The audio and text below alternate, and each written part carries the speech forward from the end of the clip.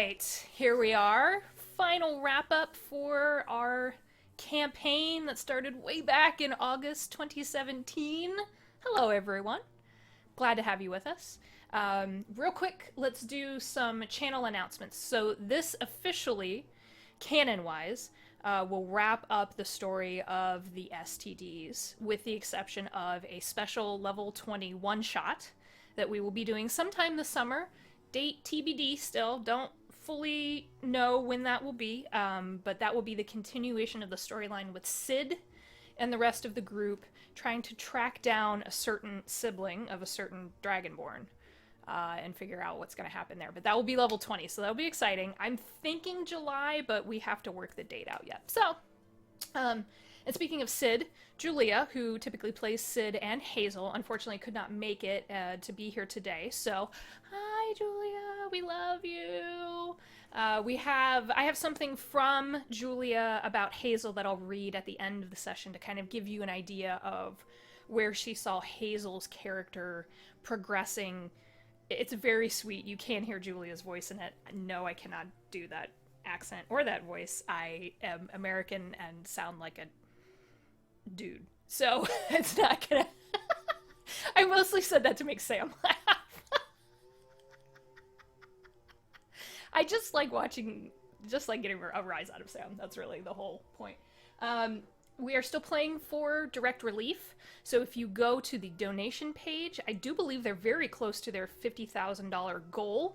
So it's tinyurl.com/directreliefdonate1, the number on the end of that, not the word, Direct Relief Donate 1, and you can see all of the Twitch teams playing. It's not just tabletop role players, it's video gamers, it's chatters, it's crafters. There's a whole bevy of people playing for Direct Relief. If you aren't familiar with what they do, they are an international organization, and they mostly work in smaller and rural communities dealing with healthcare. We've heard from some folks who have worked with Direct Relief directly and have said that they're a wonderful organization, and with COVID and the pandemic going on, they're focused on getting PPE and supplies to healthcare and frontline workers. So it's really fabulous what they're doing. So if you can go and check them out, that would be great. Yeah. So this is the final wrap up, and I thought it would be fun if we got some viewer questions that I'm going to give to all of these lovely folks. They're mostly aimed at the players, which I think is very fun. So that's going to give you all a chance to answer. So I put mine, and Chris Ulrin put one in as well. So I've got some, there's some good ones in here. So if you all are ready, make sure you take yourselves off mute. All right. So from our friend Ada, This is a doozy to start out with. And if you want to think about it and come back to it, that's fine. But you may have something up front. What is everyone's favorite RP moment from the game?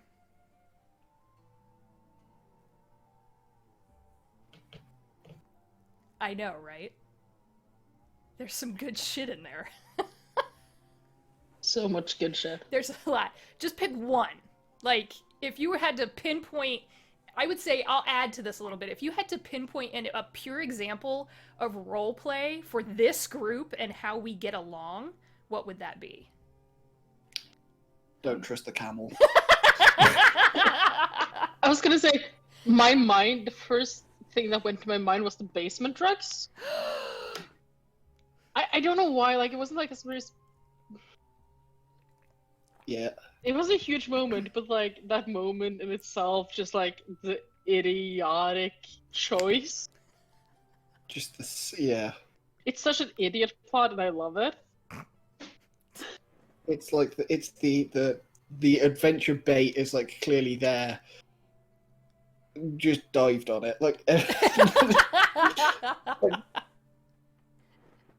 yeah, the whole camel sequence in the first. God. Like the first camel sequence in like the first session, and then like the third session, like the session where we were like, don't trust the camel, like the mix of that, those also were amazing moments. And Hubert, oh dear. It's so funny that you say that, because I knew when that happened, I was like, it was like, for me, all of my nerves went away all at once because it was a moment of pure humor that I was like, oh, now I know who I'm working with. a little bit. And we didn't know each other. We were complete strangers. Man, That was a long so time good. ago. So long ago. It was so good. I just like we were doing the top tips, and then it was like instantly just like, oh no. Oh Yeah. no. Oh no. Yeah, I agree. What about the others? I'll give you mine. Yes. Out of all of them. And Please. granted, I had these ahead of time, so I had the chance to think about it. But the first thought that came to mind, and I have not changed that opinion since, was the decision to walk away from the Imperialist. Yeah. Oh, That was a tough one too. That was That tough. to do. Yeah. Mhm. Because I can probably say this now. Like I had for like maybe a year, I had a plan where I was gonna save the Imperialist before I like killed him, and then I didn't get a chance to do it, and yeah, It was still walking away. a very, not static, it was a very particular kind of choice to walk away. And you see that all the time, players or other DMs saying, you know, give your players a chance to do this. And I wasn't sure if you were going to pull a full like Vox Machina and come back with a plan and then like fucking blow his place up, or if you were going to try to tunnel, or you had her parents and then you were going to be like, fuck you, buddy, make Sid blow him up. Like I had no idea what was going to happen, and his stats were mean for that level. He was a warlock fighter to try to counteract Neuraxis's build a little bit, but also mitigate the cleric. So it that would have been interesting. I had a whole compound that had like secret doors and shit. of course.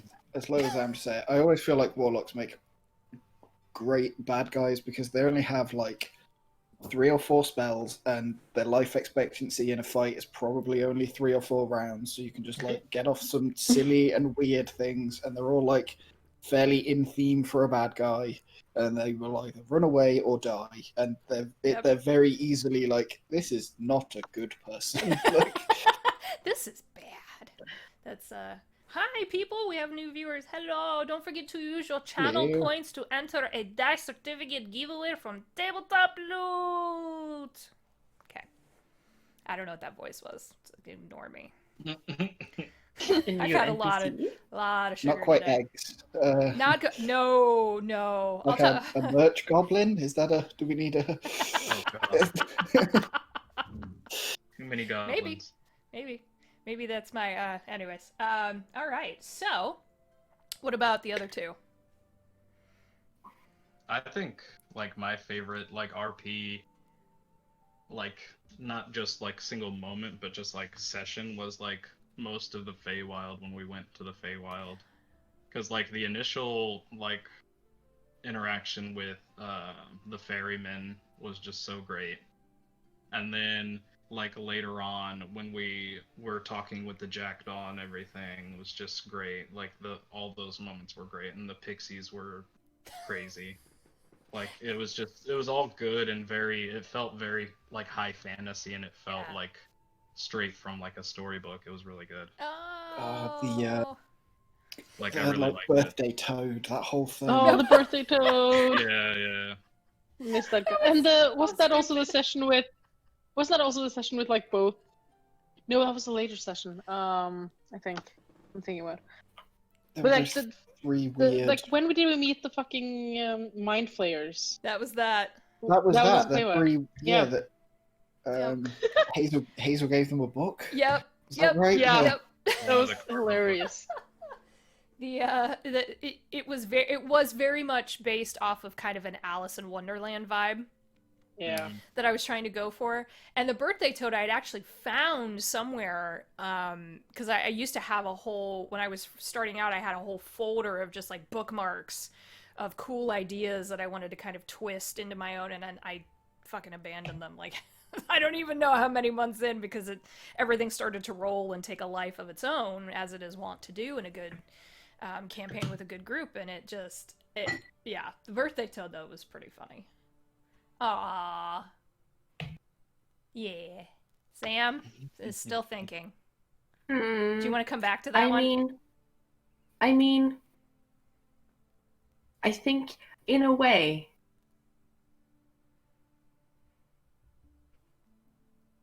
that moment when Julia talked.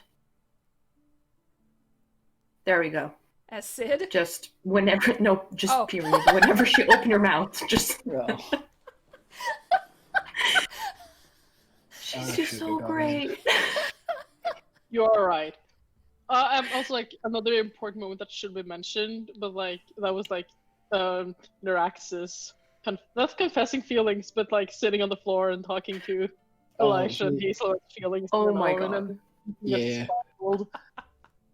I was I- honestly not expecting so much happening after that, and I was so pleased to just sit there and just see the like Windows blue screen going on. Yeah. Yeah. it was just like, yeah. It's like, how would he react? How would he? Well, he has no frame of reference, right? So it's got to be panic. That's got to be the like. But also the worst possible moment to talk to someone about that kind of thing. Yeah, exactly. Right. Like, I don't know if there could be a worse moment to go like, "Hey, dude." So But to good. pick one moment, I think Hazel talking to the Cookie Mansion. That was pretty. Oh, It was so yeah. stupid, but It so was good. stupid. Yes. Yeah. So good. Oh my god. Ada, we're answering your first question right now. Hi, Ada. Yay. Okay. All right. Let's do from James, our buddy James. Hi, James. Does the fact that this is a long-running campaign change how you approach combat compared to a one-shot or a short? And this is both as players, and to players and the DM. And I'll add to that, like, as they leveled too, did your tactics change, or did you always assume Neuraxis would always be in front? Elijah would always be in the middle, like middle back, middle back, back middle. I would I'm play a fighting. one shot very differently to this. Like a one shot, I would drive a character like a stolen car because you want to have as much fun as possible in. GTA it. Mm-hmm. Right, there's no investment. You're not making a plan for their future or thinking about what you're gonna do. Yeah. Right, and if Whereas, they die, like, yeah. Yeah. Once you've got like a year and like 7 levels and whatever, you're like, I don't. But they're my sweet doofus green boy. Yeah. Don't kill them, please. precious baby. Like- Yeah. My little lizard. Yeah. My little lizard. It's my boy. Jesus. Please don't murder my boy. Like, a lot of spells that I wouldn't have picked if this was a one shot. Mostly because like most of like my beginning spells were spells that I picked because I thought it looked cool. When like remember, Elisha was the first D&D character I ever made, Mm-hmm. so a lot of my stupid spell picks at the beginning of the campaign was because I didn't know what I was doing. That's fair. So I've learned like by picking Elisha, I also learned like which spells are useful and which are not in a way. But that also depends on who your DM is and how you're playing and Sure. how creative you are with the spells. But like, I definitely like if this was a one shot, I wouldn't have picked as many divination spells that I have picked for Elisha. Even though I haven't used many of the divination spells, I still picked them because that was her school, and for me, it made character-wise sense to pick them. If this was one shot, I would have just like thrown that out a window and just picked like Mind Spike, and that was it. Maybe. That makes sense. So. That makes sense. I do wonder, does it depend on what you're what you're playing, right? Like if you're playing a barbarian, then you'd expect to throw yourself into every, like, to hurl yourself at your impending death over and over again. Whereas, like, yeah, you don't necessarily want your wizard to get stabbed or your cleric to get their head stoved in. That's not ideal for. Not so much. No. I always find the transition fascinating when you start to get that subclass or that specialty or the archetype around the third level mark, because that can vastly change the character. You make a very important decision at that moment early on in the character build where you're still getting your feet underneath you. Like if you started at 1 and you look at that character and you go, I could flavor this so many different ways. There are barbarian spellcasters. Like there are different ways to. I've played one. It's kind of like a warlock where you get a very limited set of spell slots and you have to cast it at a certain level. And so you've got this big beefy barbarian who is also like, and shatter, fuck you, and I'm gonna run over and stove your head in. Like it's an interesting combo. So it really, I feel like, depends a lot of it on the archetype too, on how that can change flavor wise. Oh shit! New question, yay! What about the rest of you? I think that like a lot of the battle idea or like battle arrangements and stuff towards the beginning of the campaign, we didn't really even talk much about strategy or anything like that because we were still all new to each other and new to each other's like play styles. And then I can't remember, but it was like one of the boss fights we made like a separate chat where we just like strategized and stuff, and that's when we actually, I think, started actually strategizing about battles and stuff like that and thinking about what each other's like spells and abilities and how they can be used in combat. Because I know for Ulrin, like I mainly designed him more as just like a shield for the entire party, was kind of like my whole concept behind him. And I wanted him to be like more of a utilitarian, like a utility character, like a support character, than like going in and doing a lot of damage. But in the end, I still had to like jump into the fray, like right next to Neuraxis, like just beating shit with my hammer. So it's like it didn't really play out like I wanted to, but I mean, there's always that fear of character death, but the way that I like to think of it is like it's part of the story. You can't have that fear. Like these characters are put into that situation on a daily basis anyway. You know, you can't be like, oh, well, I don't want you to hit my character. I spent so long on it. It's like, yeah, that's just part of it. Yeah. So did we make that chat when that was not long after Ulrin like became a forge cleric after the like blended, because then we had like no idea what each other could do anymore, and like and then the blood hunter class had changed too, because I know that Julia had got like some of the extra. Matt had changed or updated blood hunter, and Julia wanted to change her blood hunter class or something, I think. Hazel became a blender. That was so we were all just confused because we had all kind of respect a little bit, and it was like, wait, what can we even do now?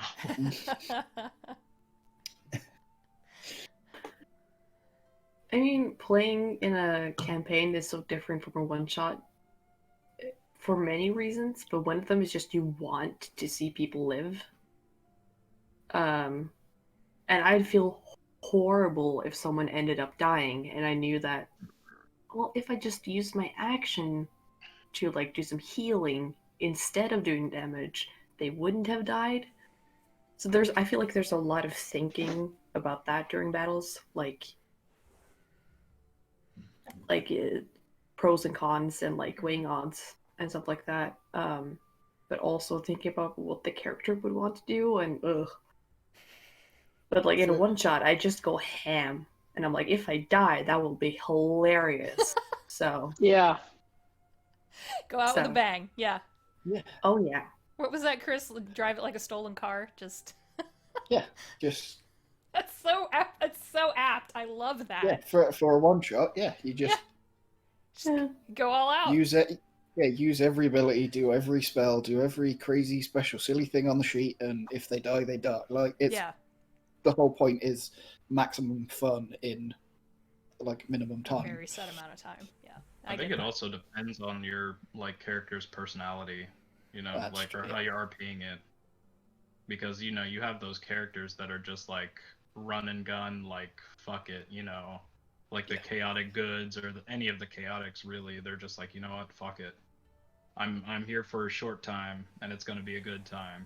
But That's then you true. have those like lawful guys or girls who are just very like defensive and they want to last, but they also don't want to inflict, you know, Yeah. death on others. So People who consider tomorrow. yeah, Wow. it's really weird. Like it gets, I don't know. Looking into it a lot, it's really weird. Yeah. Like DMing too, because it's like, man, a lot of bad guys are dying. Do they just want to die? Like Mm-hmm. it gets super philosophical. Like, are they just meat for the machine? Like, What is my Damn. purpose? Yeah. yeah. Like, I'm a red What shirt. am Oh I? God. Yeah, that's exactly. I'm a Yeah. red shirt. I will say maybe not so much. No, that is kind of true. Like, and part of it is me learning as a DM, but I stuck to the monster manual like it was the Bible. Like I stuck to it like religion at first because it was easy. It was there, and that's how I started to understand tactics. I will say one of the things that I absolutely hate are legendary actions. I hate them because I don't find them very useful. I find them annoying. There have been some homebrew that I've seen done, and this is like and I started to do it more towards, like I would say in the last like 6 or 8 months, where it's villain actions instead. It's just things that they do on a timer that they pre-think out, and I write down the list. Okay, round 1, they've done this. Round 2, if this happens, it triggers this, instead of relying so much on legendary actions, because it gets, to me, it feels like old hat. It's just like, oh, okay, well, after this turn, okay, now this is gonna fuck. And that's just how I run combat. And it It's kind of not for everyone. makes the actions sort of RP based from the villain side too. Yeah. That it's not just like, oh, I have 3 legendary actions. I can do this many things. Yeah, Yeah. now I action basically every- have a 4th attack because every Mhm. round I'm just going to use an action to bite again. Yeah. Yeah, or I could do something interesting or tactical, or or I've told my minions, hey, after so many seconds, you need to do this type of a thing. And I don't know, there's hordes, there's minion movement, there's all of these other things that can happen, and I personally enjoy mixing that up a little bit, even not so much in one-shots, but for a long-standing campaign when I know everyone's abilities. In one-shots, I don't want to see the sheet. If it's experienced players, I don't care. I don't care what you can do. Like, I'm going to run you through a meat grinder. That's what we're doing next month for Drawlicon. I'm going to run them through a meat grinder. They're doing an Indiana Jones-style dungeon crawl. Get the treasure, get out. If one of you makes it out, hallelujah. Tomb of Horrors. Yeah, yeah, Oh, That's just, yep. it's just Oh, boy. nasty. It's nasty, yeah. So, all right. the old one or the new one? Either. The old one is worse. The new one's a the, little bit more polished. Yeah. the old one. All Pure right. evil. Chris, do you want to do your question? Do we want to do that? Sure, I don't remember. I have it. I have okay. it, of course. Yeah, you can go. Chris, Did we it's- take Ada's question though? there's another one. Ada's No, got. but in the chat. Ada sent me 2, and then there's one in the chat. Yeah, are we gonna take that later? Or... Yeah. Let's do. Actually. We could do Ada's first. Yeah. Okay. Sorry, I have 2 screens. I have to lean over to see it. Okay, so Yeah. Ada. Just keeping track so we don't lose No, things. Thank you. No, I love it. I'm glad someone's doing it. What experiences from this campaign will you carry with you to a new game? Which is also a very, very fucking good question. Don't trust the camel. That's, Don't. I We have a mean, list of the things that we have learned, so let's list. it's a list. There's a I mean, list. I don't know why I reminded you and like pushed towards like taking that question now because I don't know. I have one thing that I've learned during this campaign, other than I've learned to know all of you, is that I fucking love divination wizards so fucking much. They're so powerful. Goddamn divination They're rolls. Like, so I- powerful. I know I should try other classes, but I just want to continue playing divination wizards. If I get to if I have to stick to a class, I would stick to divination wizard because it's fucking amazing. But No, I'm but gonna honestly, do other stuff. if I could only play one class for the rest of my life, I would go druid because my god, I love druids. Oh, they can do so much shit. I haven't been playing a long time, so I don't know. Was there anything different about this? I swear to God, this is not self-serving. I'm just curious. Is there anything different, or like a hallmark of this campaign? Because every campaign, like, you have something you remember it for, right? It could be like a good group. It could be a character you really enjoyed playing, or an NPC you really enjoyed interacting with, or an area like Chris was talking about, the Feywild.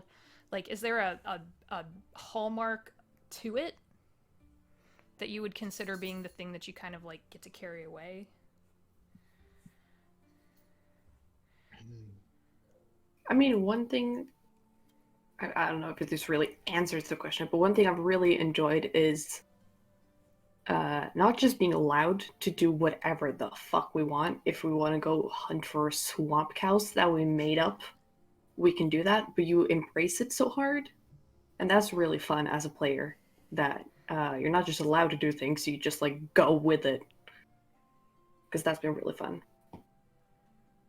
I embrace chaos and Yeah. stupidity. That's kind of my... And that's what I'm made of. That's everything I am. I have one brain cell and the rest is just chaos and A stupid. tornado So. and cascade of... Yeah. There is something... I appreciate that. I have always said that part of me never aged. So there is a childlike glee in embracing that little bit of like, Marvel wants to know if swamp cows are real, and then goes and asks a Goliath, and I'm like, yeah, fuck it. It's a fantasy world. There are stranger things in those books and in this campaign than a fucking swamp cow.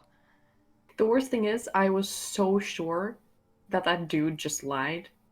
I was so prepared for going in last session, looking for swamp cows, didn't find them, and just was on like a hike for a while. You just went on a spirit journey with Hazel. Yeah. He went on a vision quest. Yep. That's it's fun. He was completely dead serious. Oh man. I love that dude.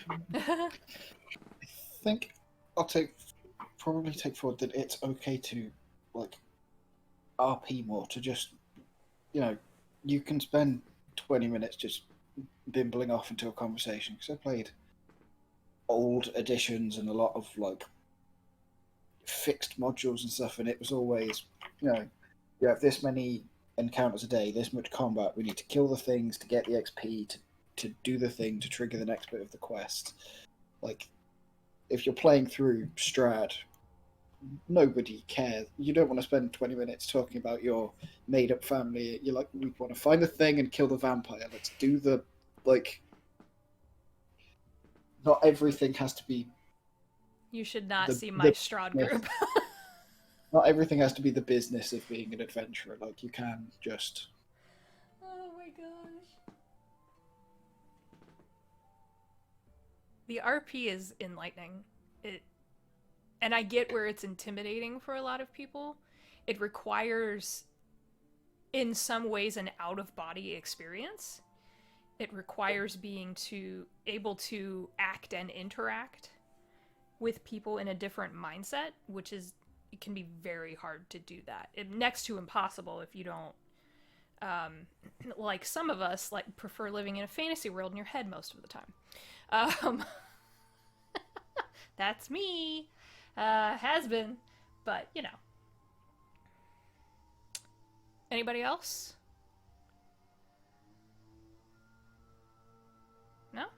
Okay. One thing that I didn't learn specifically from the campaign, but just like the experience of saying, "Hey, can I join this group of strangers playing on the internet?" Because Yeah. that is the thing that I would normally do, like taking contact with people on the internet. That's not something I would do. It's just like the experience of actually asking someone that was really interesting for me to just like do something that was totally out of my comfort zone. It was so out of character that I was kind of concerned. What happened? She's like, I joined up in this group, and I was like, do you have a fever? Are you? Should I talk to your mom? I was gonna say to my to like I don't know I can't remember in the English word for it, the phrase, but like I was on vacation when I sent that original message to you, Hallie, if I could join. So I was like, my brain wasn't working because it was shut off. Oh, okay. So like I think that was why I was so like calm that I was able to do it. But like if that had been normal, I wouldn't have sent you the You message wouldn't because have I'm done it. terrified of social Wow. interactions. Wow. So like just the fact that I did that and was able to, it just made me like kind of like made me more okay going out of my comfort zone and asking people on the internet, can we? So yeah. Oh, I was petrified, but I was already like day drunk on a bottle of wine, so I was like, fuck it.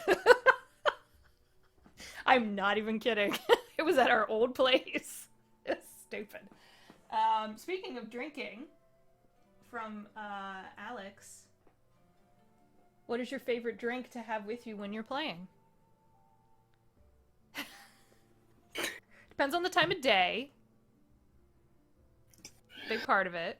Because we play Monster of the Week in the morning, so it's always coffee for me. I must admit, I do still remember very early on when we were playing, before the cameras were on, because of time zones, I bottle opened a cider and got an audible, like, it's like nighttime for me, this is fine. Like, it's not... Yeah, that's right. Like,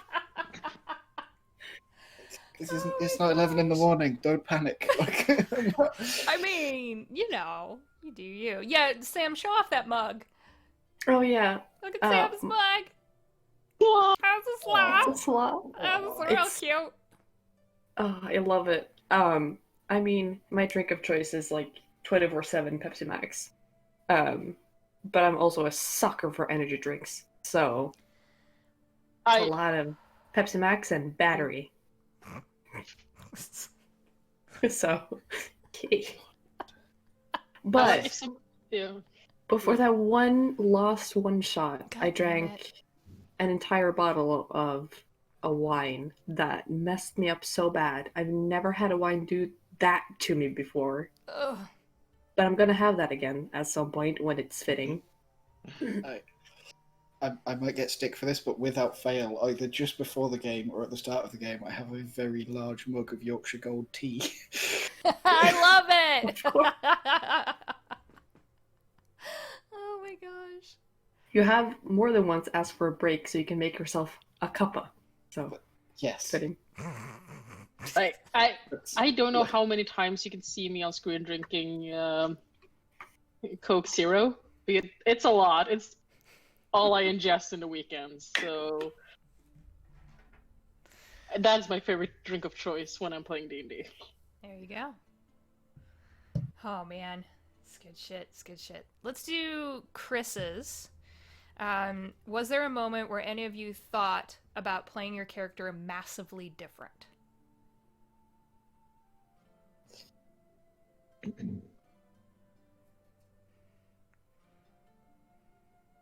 I will note he said massively. Yeah. I find I that guess I can fascinating. start it off. Yeah, there you go. Because I had like a existential crisis with Ulrin, where I was like, do I even want to continue like being? Because once the whole realization that the Allhammer is just pulling the strings and I'm actually just as good, if not better, than the Allhammer, it was kind of like Oh, I feel so bad. So it was kind of like, do I switch from like this support character to like this just like badass caster and just start, because like I started casting more like firewall and like heat metal. I was trying to do kind of more that thing, but then the more I thought about it, I was like, I don't think that that would really, you know, hit him as hard. Like maybe just for a bit it'll hit him and he'll start trying this just to kind of see. But yeah. I find that existential crisis in Ulrin so interesting. It was not something I was trying to trigger. I knew it could happen because of the overall tendency of a cleric, especially one like Ulrin. But I admit that curiosity got the best of me, and I wanted to see what would happen. But it was never written in that way, like, oh, let's mess with the cleric. The idea behind the campaign was basically fully formed the minute we said we want to go longer. Yeah, and I love that. I loved that whole thing because it's like, this is great. This actually gives, you know, like a question, like what if the very cause for your like adventuring, like, you know, you were given these powers by you know, an entity, like a entity greater than you that you respected and you like looked up to, and what if all of a sudden the views were shifted, the curtain was lifted, like it was just great, and it just kind of like flipped my thinking on him for quite a few sessions, I think, where he was more violent, I guess. There was a violence there for sure. Yeah. Anybody else? Not quite on that scale, but there was twice that I picked different things because of what had happened. Ulrin freaking out, like, put Neuraxis off becoming a paladin. Oh. Because there were, I mean, like from the last downtime, there was that panic about, like, he's the only person I know who's, like, super, like, into this faith thing, and it could all go away if, like, he doesn't do as he's told or whatever. And now he is panicking. No, fuck it, I'm good as I am. Like, I'm not. Like, and Hazel's telling him off when he was reaching for, like, power from anywhere, because otherwise it would have been, like, summon greater demon and, like, just fully just go for it. Like, just lean in and go full, like, fiend warlock and just unleash all kinds of mayhem. But then Hazel told him off, and he became a good boy. I'm so interested that you didn't say losing the pact with Zariel.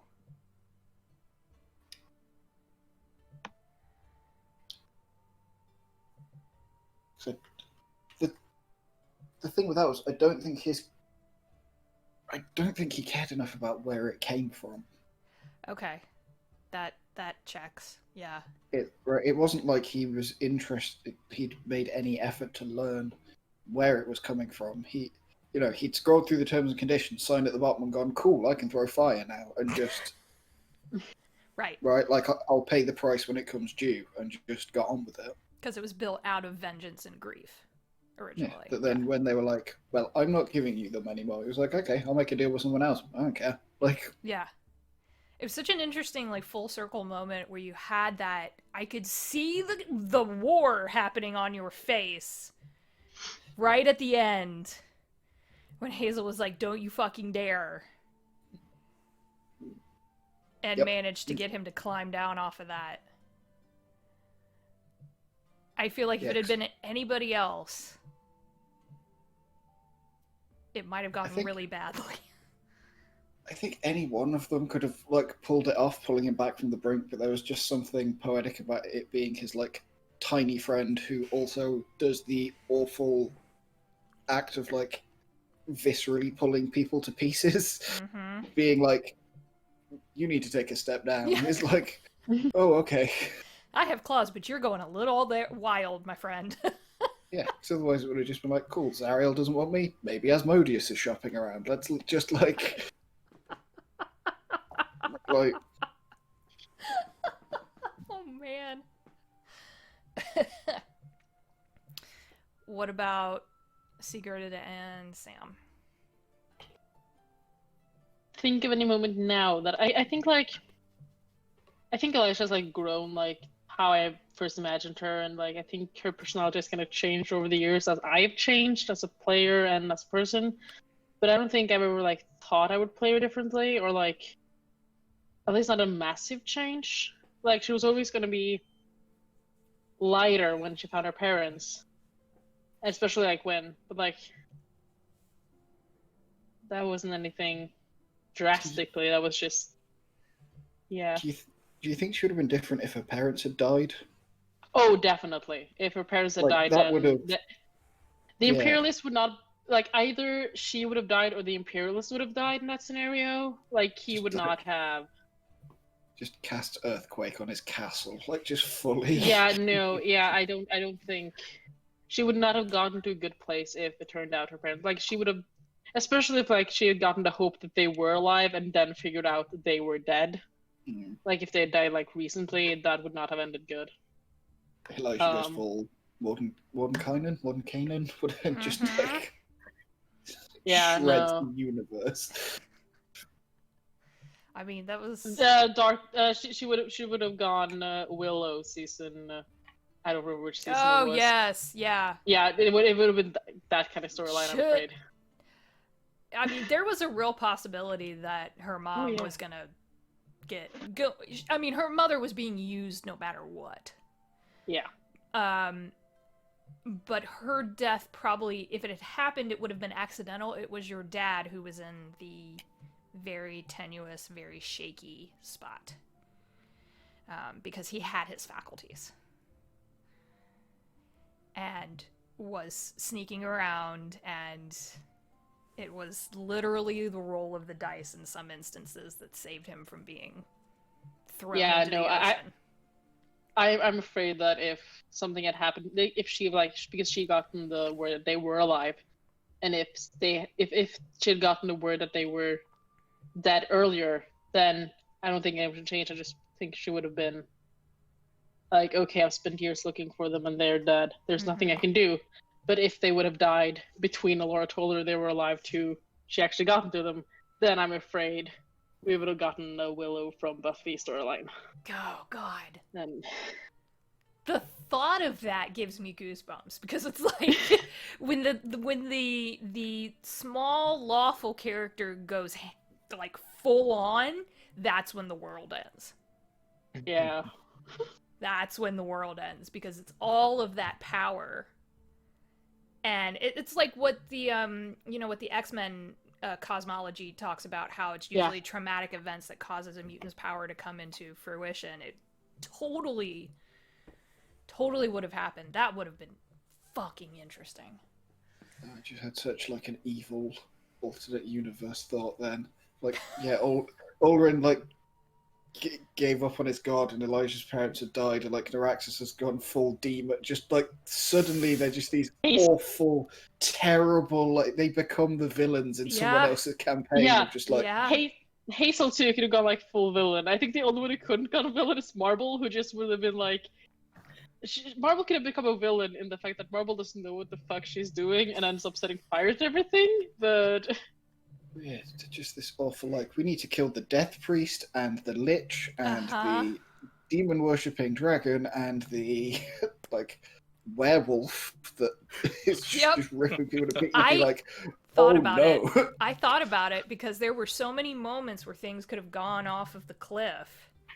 And I was like, oh, if I have to tell a player that suddenly their character might have to be the bad guy. I had genuine panic. like evil Neuraxis rules with like an iron fist, and it's just like martial law, some lawful slapping evil the shit right out there. of people. Yeah. He could scare Strahd easily, and I think so, definitely.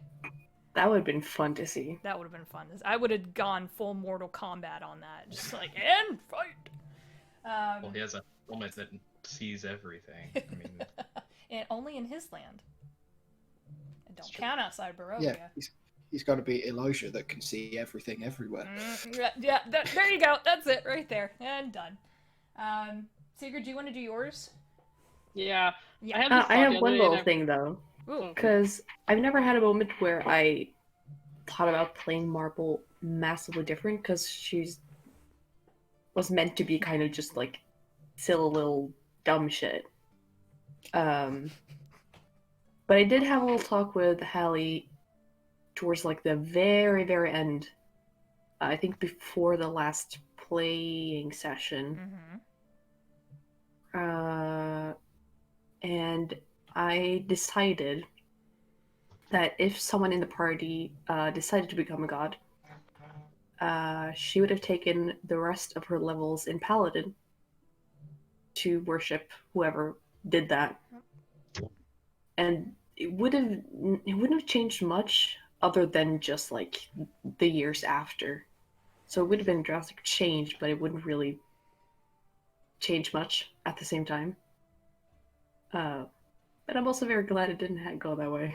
Yeah. Because her as a paladin. It was weirdly prescient, like we talked about, because the healing hug is based off of the paladin's lay on hands. Yeah. And then when we started talking, I was like, oh, fuck. Oh, no.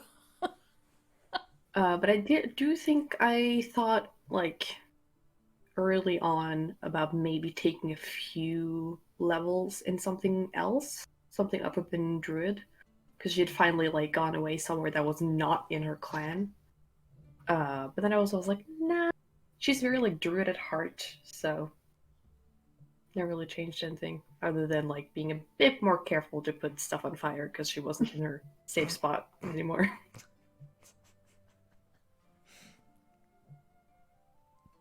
Okay. Yeah. Sigurd, do yours. Saw it the other day. I was like, okay, if your character was like had access to the music we have access to in our time right now, what kind of music would they listen to? This is mostly based on the fact that I've been listening to Slipping at Last space music, and I totally imagine Eliza listening to those songs. Basically, Slipping at Last in general. They give you Elijah vibes. That's the basis on the question.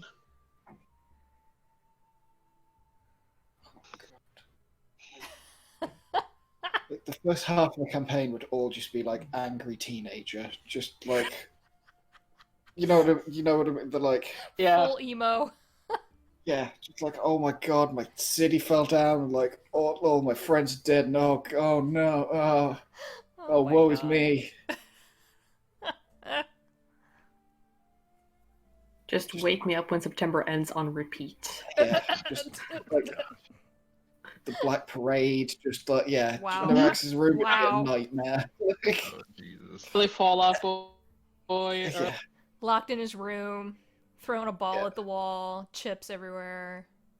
Just like sharpening a huge sword with just something really depressed, like painting all his armor black, like, like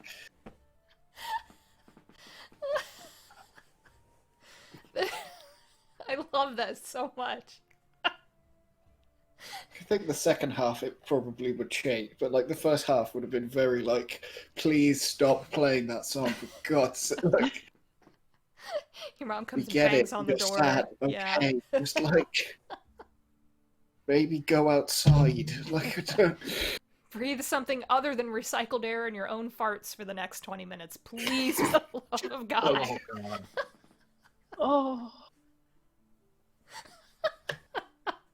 It's unfortunately very true in some instances when you're an angry teenager. Oh my goodness.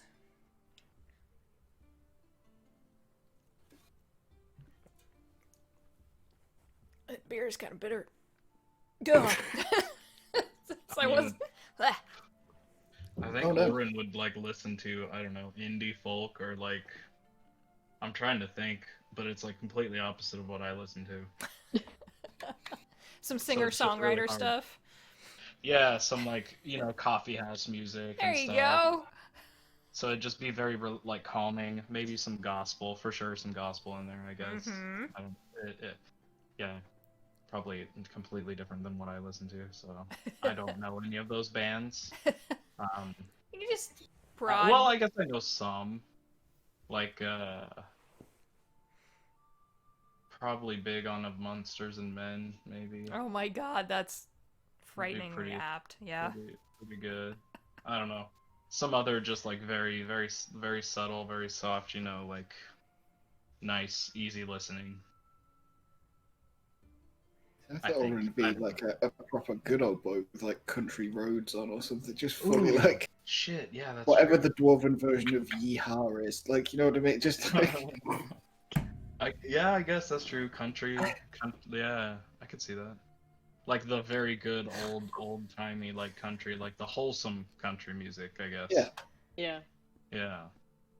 None of the save a horse, ride a cowboy. I don't. No, you're no. talking like mid-90s, like Brooks and Dunn Yeah. style. Yeah. Oak Ridge Boys. Alan Jackson. Alabama. Yeah. Mhm. Garth it's all about Brooks. like ranching giant goats or mining. Mhm. Like it's just like I got friends in low places. There you go. Yeah. Yep. Yep. Mm. Oh Yeah, my I could see that. I god. could see that. I like it. love it. I love it. Working 9 to 5. Adam. problem is, like it might not be canon, but I get the feeling Hazel's just like blasting K-pop and J-pop, just like Oh, Oh, the definitely. most saccharine. Yep. Sailor Moon, just like oh god, what is Full happening? Just anime OST. fantasy. Yes. Yeah. Yep. Anime Definitely. soundtracks. Oh my Oh, god. shit. Oh, that's No, I- way too close. That's I feel like Just in full- life. Yeah. No. Full kawaii Hazel. Oh god, like yeah. Yep. Kawaii. oh no. What about Elijah? Yeah, I think I like Sleeping at Last or like Oh Wonder, like those like kind of like synth. They're like calming, deep lyrics. Probably also this might just be me talking, but I feel like Elisha would love musicals just because of like it's a story and songs. No, that makes sense. Yeah. That That also would be me because I fucking love musicals. It might just be that, but well, I mean, those characters are little pieces of all of you. So even if they develop So- into something totally different or totally outside Yeah, of what you were expecting, there's always a little chunk of you in there somewhere. oh yeah.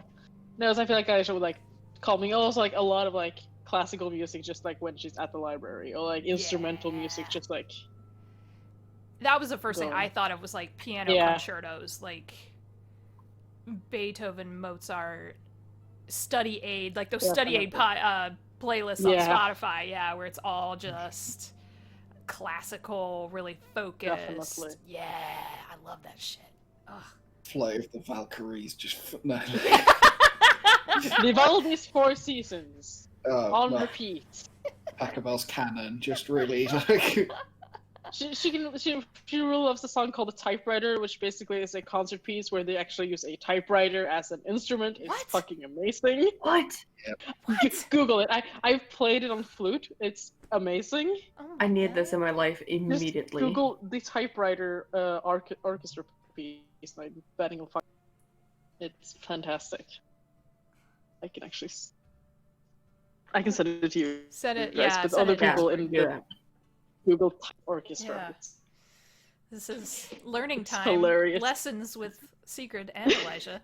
Actually, I would love that. Like, if we did like a couple of shorts of that, where you just taught a lesson Elijah style in like 5 minutes, that'd be hilarious.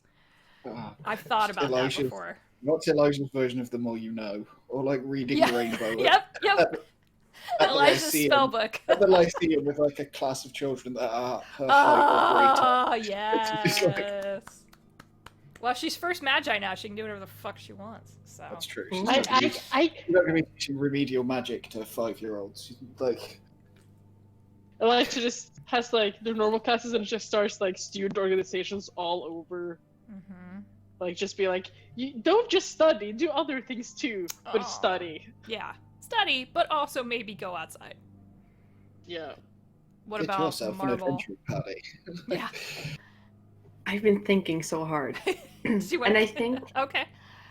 it's a mix between like kind of meme songs like Oh God. Storm Stout Brew and like I don't know. the bare necessities and like stupid shit like that. The annoying orange, no, who we like. It's all Oh my TikTok gosh, you would greatest love hits. that. But I don't even know what that Marble is. loves Also- the crazy frog, just like. oh my god, she would love Crazy Frog. I but don't also- know any of these words. Okay. I must You don't know educate you Crazy later. Frog? Oh my god. I had that shit on my Really MP3 bad. player. It was Same. baller. It's a nightmare. It's so bad. It's so good. See, I can't Um, handle. my- I don't know. I grew up in a different era, y'all. I can't handle it. I don't think it's that. I think Crazy Frog is European. I don't know. Also, No. can't I- handle it. Someone had it on their iPod when I had to go hiking with them for days. Yeah. and I I would don't kill know. someone. I don't know why, but I want to say it's Swedish. It's Swedish. It's actually So from this the is like Göteborg. Eurovision stuff. No. Oh, I don't know.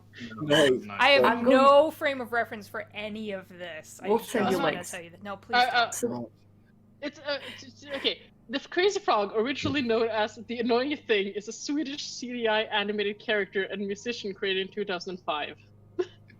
It's That's the beginning line of the Wikipedia page. it has no words. It's just annoying sounds. ring ding dong ding ding ding dong ding ding ding. Like hardcore EDM kind of thing in the background. It's hell. It's actual It's- hell. Yeah. She would love it. It's It's like actual someone hell. turned a TV advert into a song, basically. No. And If there were No. concerts of Crazy Frog, she would be on the first row. Should have been in line to Singing buy along. tickets. You know She would- another song Marble would love? But God. Karamelldansen? yes, the See, caramel that's just dance. The where caramel dance. Sigurd's speaking a different language, so it's like, okay. The caramel dance. It's not just that's known in That's a other- wordlet I don't thing. know what that is. that's a, Oh my god. I don't know. Oh yeah. So that's like- that- damn. the dance Yeah. that's like stupid like this. oh I don't god. know. Yeah. Don't Anyway, know. so that's like half of it, and the other half is like. Have any of you heard of Diablo Swing Orchestra? No. It's like angry orchestra with opera. It's the wackiest, and she would love it. Is, that like- And is it two cellos when they play like ACD? Is the two Now, see, brothers that play I know, AC/DC on but- cellos?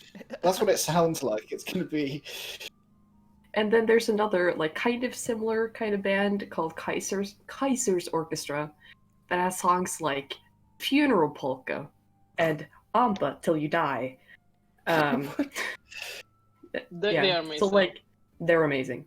Sadly, I think all they're- Norwegian. So yeah. So Marble is a meme, is what we've discussed. Like, she's a meme, Oh yeah. but also maybe has a knack for kind of angry music, like songs to burn shit to. Oh, okay. Yeah, I can see. It's very Caleb. I can see that. You know, like she's sitting there, like I don't know, and growing flowers, and someone's like, "Oh, what you listening to?" As you put headphones on someone, they're like, "Oh God, Yeah. It's just like, oh my god. Just screaming. Yes. are you okay?" And she's like, "This is great." like Mastodon, Blood and Thunder, and she's just Yeah. playing. He's like walking the Now plant. that and I you're like, know. what the hell is going on? Oh god. Oh my Fact god. about the Kaiser Orchestra is that they use, I think in a lot of the concerts like several years ago, they use like oil barrels on stage just like to drum. Like that's Yeah. like What? kind of the vibe. Okay. Yeah. My cousin stole one of those oil barrels after a show. That's how Can I I. have it? I don't know where it is. I think they've That's gotten rid of it. amazing. This was several years ago. I want to do a couple more from some other folks. Yeah. So from Nat, our friend Nat, who donated some really lovely prizes for our last charity stream. How did it feel being the same characters for 2.5 years? What impact did your characters have on your life? Now, some of this we have talked about amongst ourselves a little bit. But I find the retrospective very interesting. Some of us are newer to tabletop games, like Sigrid and myself.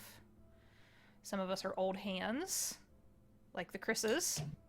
And I don't know where Sam falls in all that, to be honest. I don't even know. About the same as Sig, but with like Okay. a weird mix of having done RP, but not with dice. And Oh, okay. I've been a theater kid, so it's So a it's mishmash. nice.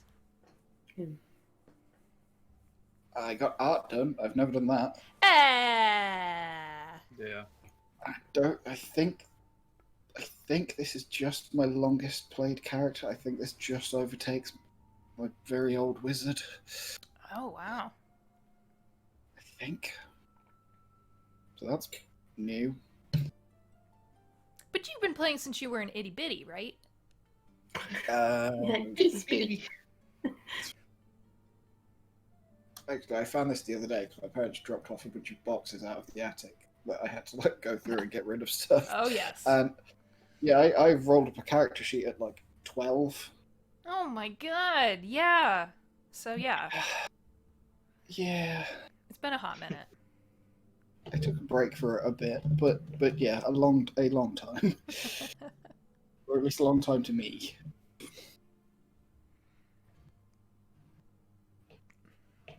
What was the question again? I forgot. No, it's okay. How did it feel being the same characters for 2.5 years? What impact did your characters have on your life? There's a lot of questions in here about growth, and I think we're seeing a very particular perspective.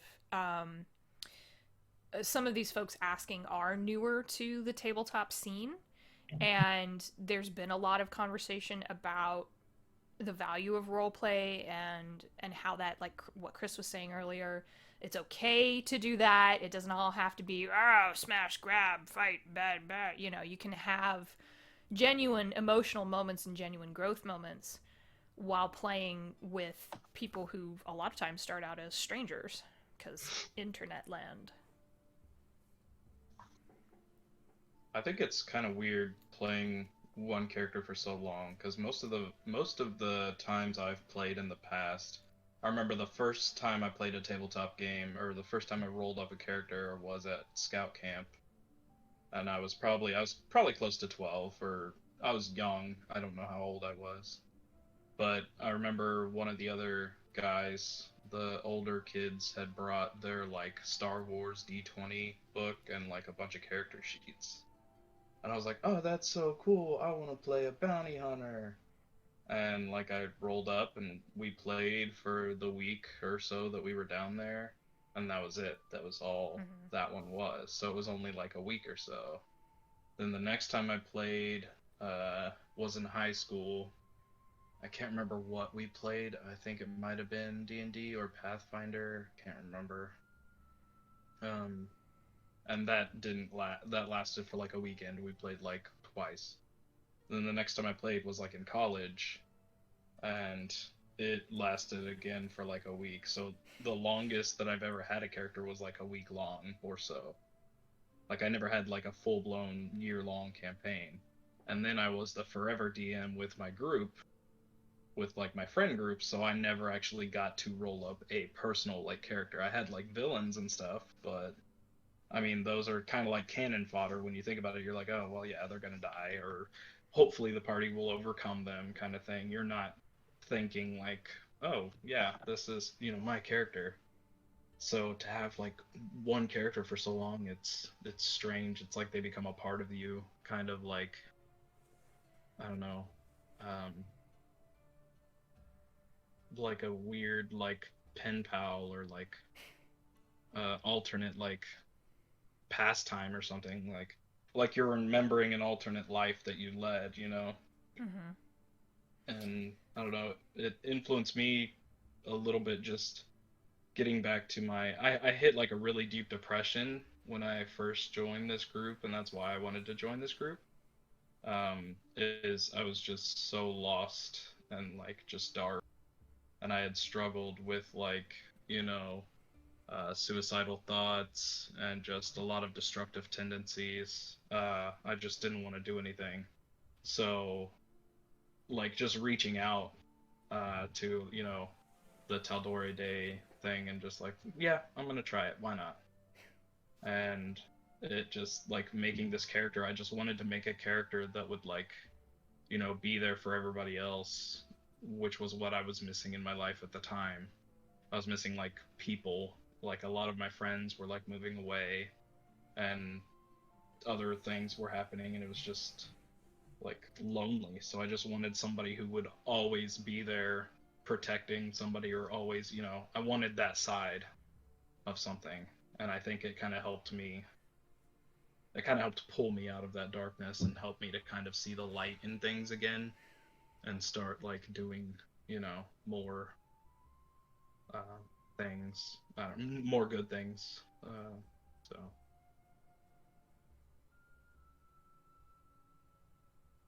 We got that sweet boy out of it. I want to go hug Chris so bad. That or an ocean away, and you can't be Social more than 1 meter distancing. away. And social distancing. And So. social distancing from the Just gonna safest spot poke possible. you with a very long stick. I'll just find 2 sticks and then hold you on each side. There you go. Oh, Yeah, it's that's- a good boy and love him. I think on a pretty similar note is how and why I made Marble. I mean, I've been struggling with depression for 8 years now. And about the time when I was adopted by this group, I was in one of my pits. And I think I just had a need to play a character that didn't really worry too much about the future. She's never really had any long-term plans. She's never really had any big things going on, I guess. And it was kind of comforting to like come back to a character regularly that just loved living. Mhm. And that was just silly and weird. And I actually made Marble from like one of my comforting things that I used to do, where when I was stressed, I used to buy like matches in like big bulks. And then when I was stressed, I sat down and I burnt each match until it was done in the entire box. And by the time I came to the last match, I felt better. And that's why I made Marble, because I liked burning matches. That was the entire reason why she existed. And towards the end of the game, I was in a really dark spot. And the line Leech said about the when we live has really, really stuck with me to the point where I've been planning a tattoo for a while. And I'm coming close to getting it soon. And I've been strongly considering putting that line in the tattoo because it stuck with me so hard. And it's been weird, but very, very nice. Because, yeah. I'm trying really hard not to cry right now. You guys are failing me on so many levels. Evil bastards. All right. Okay. Both of you bring up a really good point, which is, again, there have been very, thankfully, mostly good changing conversations in the larger sphere of tabletop games, and most of there's a lot of trash. Let's be real. That's why I stay off of Twitter, except to mostly manage our account. But a lot of people have been very open about how these games have helped, and it's something that I want to see those conversations continue. So I appreciate both of you speaking up and being very open about that. You certainly know that it's not expected, but you're being very open about it. So I wanted to say thank you for that, because it is very appreciated. I think if this is one thing I've learned, not because of this, but because of the community, that being open about things can really help. Just that you know other people are doing things for the same reason, or You're not alone. yeah, Yep. and it's something I've been working on trying to do myself. But it's hard to do because when you're in a tough spot, it's difficult to think about anything else, really.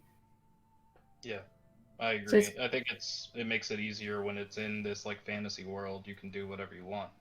It's exactly. very easy to be able to express yourself or deal with these feelings that are so hard to put into words or to tell like your family or your best friend and stuff like that. It's just so much easier to deal with, positivity in a game than having to deal with the real world sometimes. So, Yeah.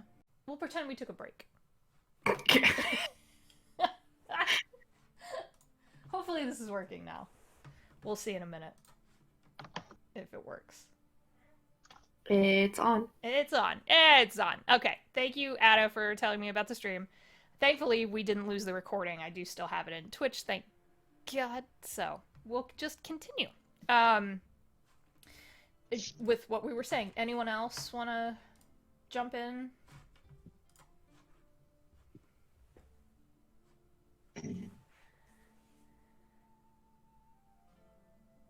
No? Okay. No, I just want to make sure I don't step on anyone. Because I do want to get through these. So from Rue... I was just gonna say, Yeah. like, it's been really nice having like a game that almost monthly at least, because I've been like I went from going to like high school to university during the time we played, and just like having a weekly game when like my friends were either moved away or I got new friends at university or fallen out with my old friends. It's like been really good to have like a game that's like continuous with the same people in a way. Yeah, because then you also have Never like mind. you know when the next game is gonna be. Yeah. You always have like something to look forward to. The consistency is really nice. Mm. And it That wasn't what I was gonna say. like it always gave me something to look forward to. Especially if I'd had a shit week. So Yeah, a couple of month ends that would have been a lot grumpier. Yeah. Yeah, that's exactly. I agree. It's fine, just gotta make it to Friday, and then it's fine. It doesn't matter anymore. Oh my goodness. Alright, so let's do this one. Again, sorry, y'all. Streamlabs just died on me for some reason. I have no idea what happened, but we're here. So from Rue, thank you, Rue. When building a character, do you pick class first and then write a backstory and or personality, or come up with the backstory first and then pick the class that fits? I find that fascinating. Mine, like, for me, it depends the character. Elisha was class and race first, then backstory, because I wanted to play a wizard. And then I have some one-shot characters where I want to play, like, one of them is like, she's a lesbian pirate. What class and race would fit with that? And then I have that was ended up being a druid. And then I have like another, like some other like characters, like I have an idea, and then backstory ideas, and then I pick class, and then I write the backstory. But yeah, it depends on the character for me, like what comes first. Like if it's the character, if it's like based on what I want to play, or like what kind of class do I want to explore, or if it's what kind of character do I want to explore.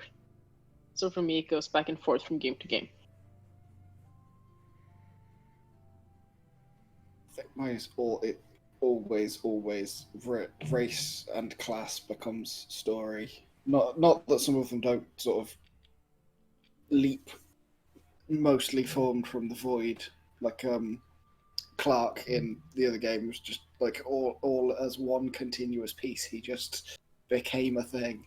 But generally, it's like I want to play like a like a wood elf monk. Okay, now what wood are we playing in and whatever, and then they like grow out of that. I don't story to character. Character to story. Does I do a anyone... little bit of both. Like sometimes I'm like, oh, I really want to play this in this class, and then I grow it from there. And then other times I just have like an idea of a personality or a concept, and then I pick things that fit. So it kind of depends on like what my mood is. If I want to play something specific, or if I want to, yeah.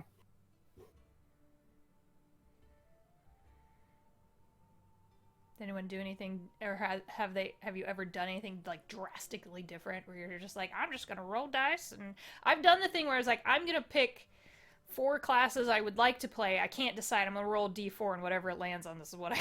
It's like a weird hodgepodge. I've come up with some weird shit. That's partially where eggs came from. Roll for gnome, and then it was like, oh fuck. I've only done that with NPC creation for like DMing. I like the random tables, but sometimes you just get like weird shit that would like never work. You're like, what? Like that would never work like with the class and everything in background. It's like, what? No, this doesn't make sense. But I like to go like class first. I'll like pick a class and then I'll create a personality based on that class and race. But sometimes I'll see like a character in like an anime or like from pop culture or something, and I'm like, damn, what would their D&D character be? And then I try and like go and like, because I know I've made a lot of Marvel characters into D&D characters. Mm-hmm. I made almost all of the X-Men into D&D characters. And so Nice. it's just kind of, it's like fun practice to kind of be like, you know, what would they do? What would they be? Got to assume that like Stan Lee and Jack Kirby were definitely like, right? Like that's something I can imagine. Is like, oh yeah, well, we know what Thor is, right? Like he's got to, like you can see Yeah. the math has clearly been done at some point for like. Yeah. I have a signed Stan Lee comic back here on the shelf Ooh. that we Oh. found in an antique shop Oh wow, and bought for $20. Oh. that's worth way much. It's a That's signed way more than $20. Silver Surfer comic. I don't remember what issue. It's really a strange thing I own. It just made me. But yeah, I can totally see that. Yeah, I feel like anybody steeped in nerdery of a certain era, Mhm. I could But see that correlation. It's that thing, like even insofar as like not necessarily they might not even roll dice, whatever. But so much of that like this is a character and this is what they do and these are the abilities they're gonna have. You're basically maths away from D&D at a certain point. Like, Yeah. well, I mean any role playing game, Yeah, right? Like tabletop RPG, yeah. it's just like you can imagine someone rocking up to the table with like Worf. Yeah. I love it. Oh my god. Oh my god. Alright. Alright. Okay, Ada, I'm giving the other one here. This is where I get to spill the dirt, so I'm very excited about this.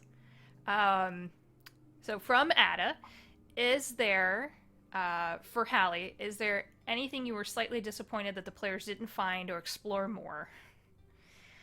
Can you reveal any major secrets that the party never quite figured out? Tell us. So I would say one of the big ones was there was an entire piece in Kymel. Y'all didn't stay there long enough. So it was right before Marble came into the picture. There was an entire piece in Kymel, and that changed when y'all decided to release a god out of a sword. Okay, we didn't know it was being released. Alright. Yeah, We had decide- no clue what we were doing. I know that. Let us decide- make this clear. We are idiots. No.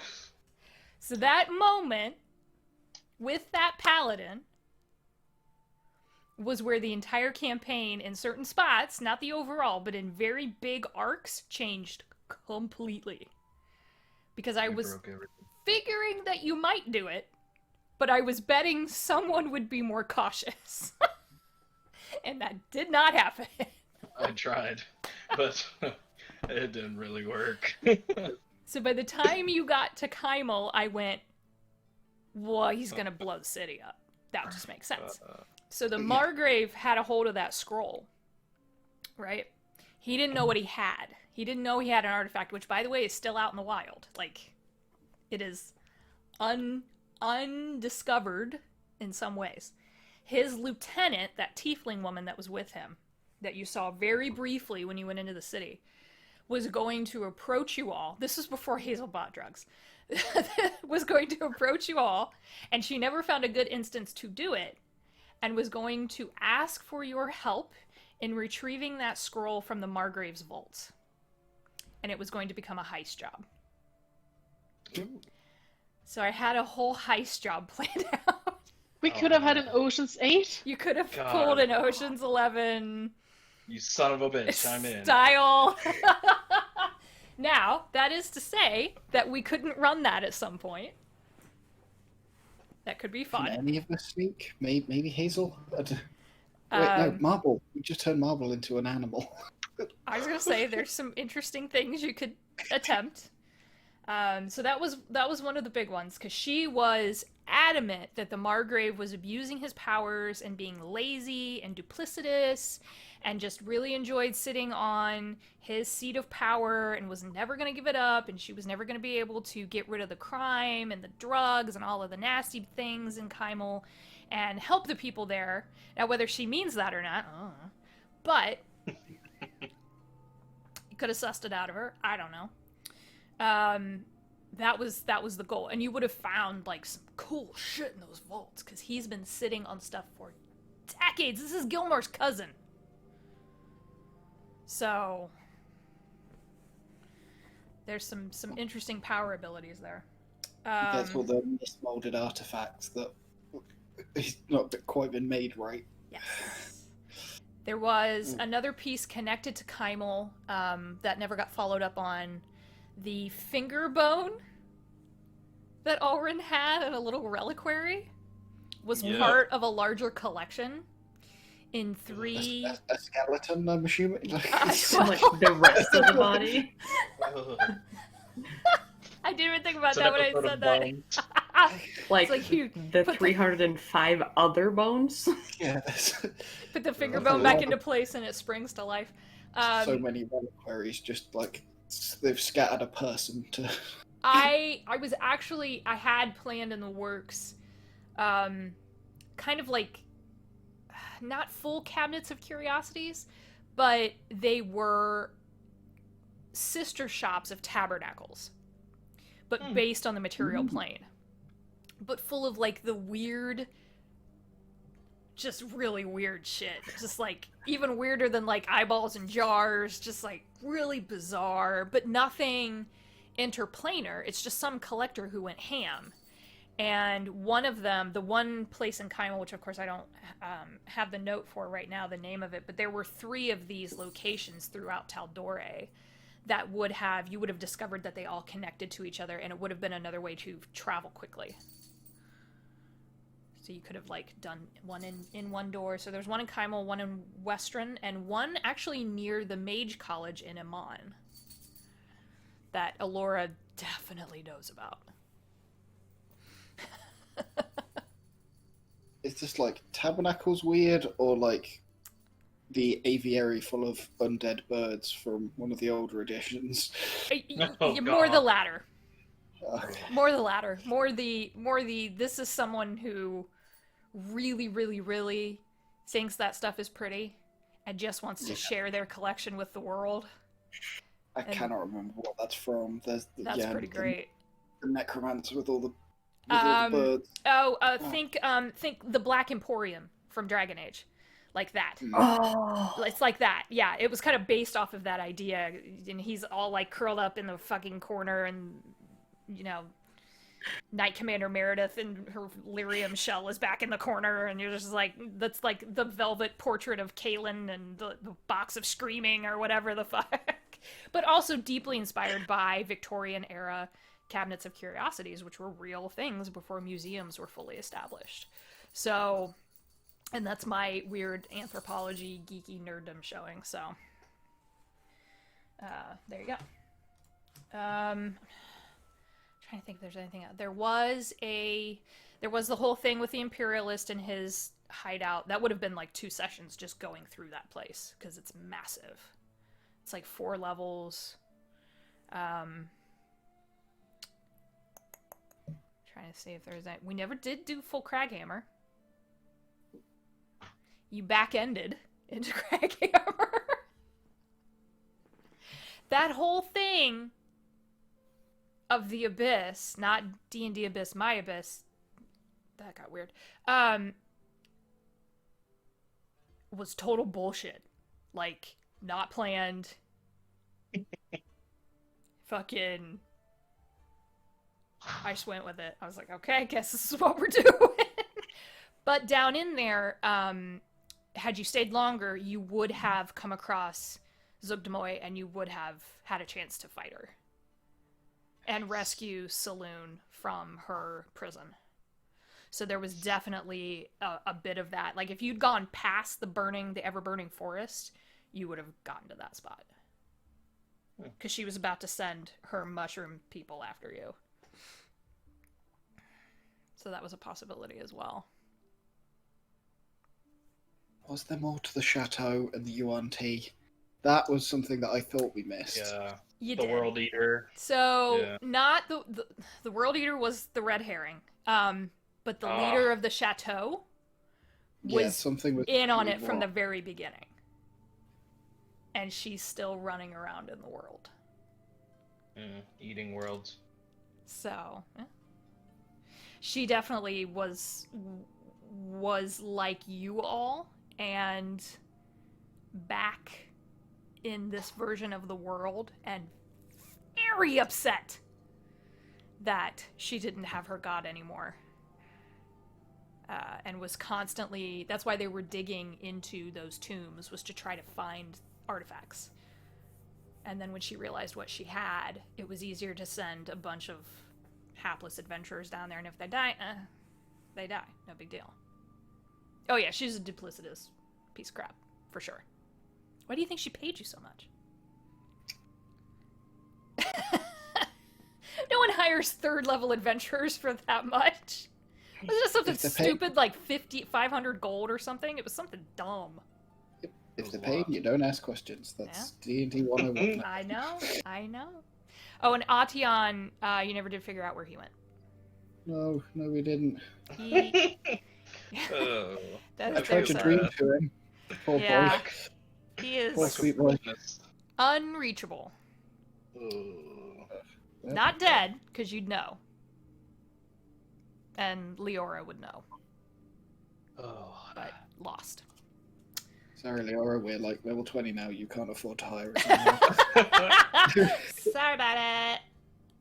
I think Elijah promised Leora at last session that she was going to help her. Try, yeah. Try at least. I mean, yeah. I'm sorry. We're too expensive now. I don't get out of bed for less than 1,000 gold. No, that's... I have one. I have a question. Are there any pieces of wisdom you would like to impart upon new players or those who have not tried playing online yet?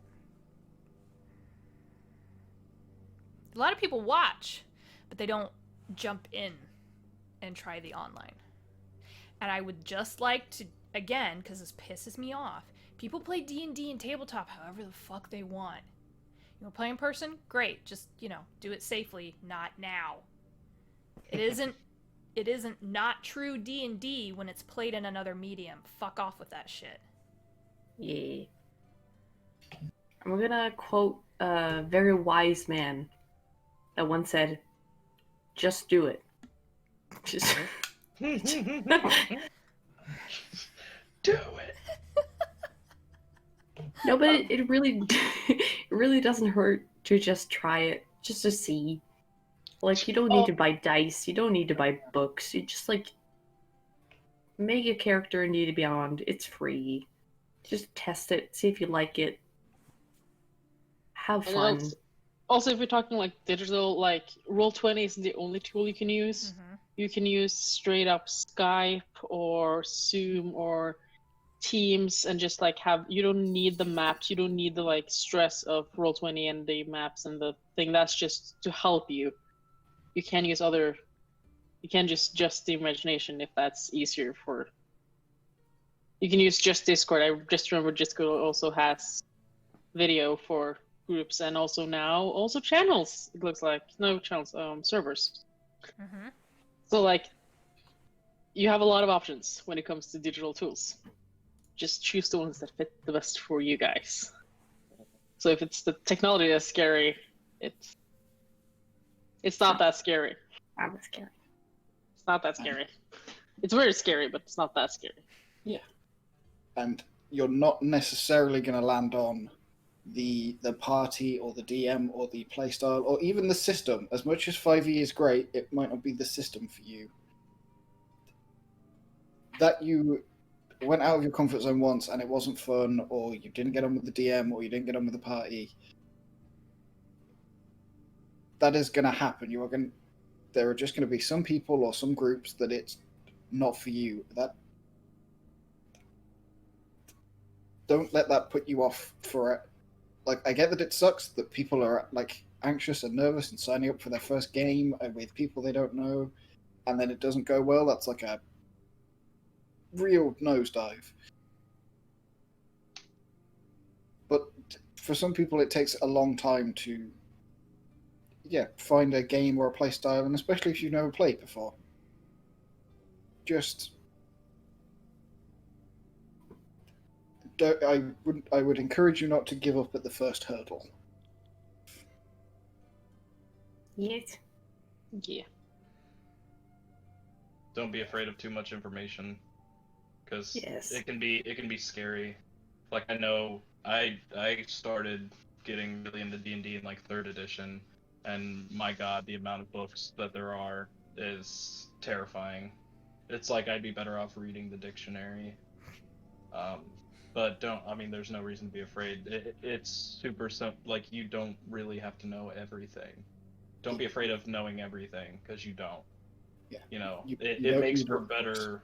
Yeah, it almost makes for better RPing when you don't know what you're doing, because then you can do stupid things. You don't metagame as hard when you already know, like, oh, well, I need to be checking for traps 24/7. Like, it's better, like, RPing if you actually forget, or if it's just natural. Like, an adventure isn't gonna be 24/7, like, knowing all of these rules and abilities and things. They're gonna forget too, so don't be scared of too much information and not knowing, like, not being afraid that you're not smart enough, or like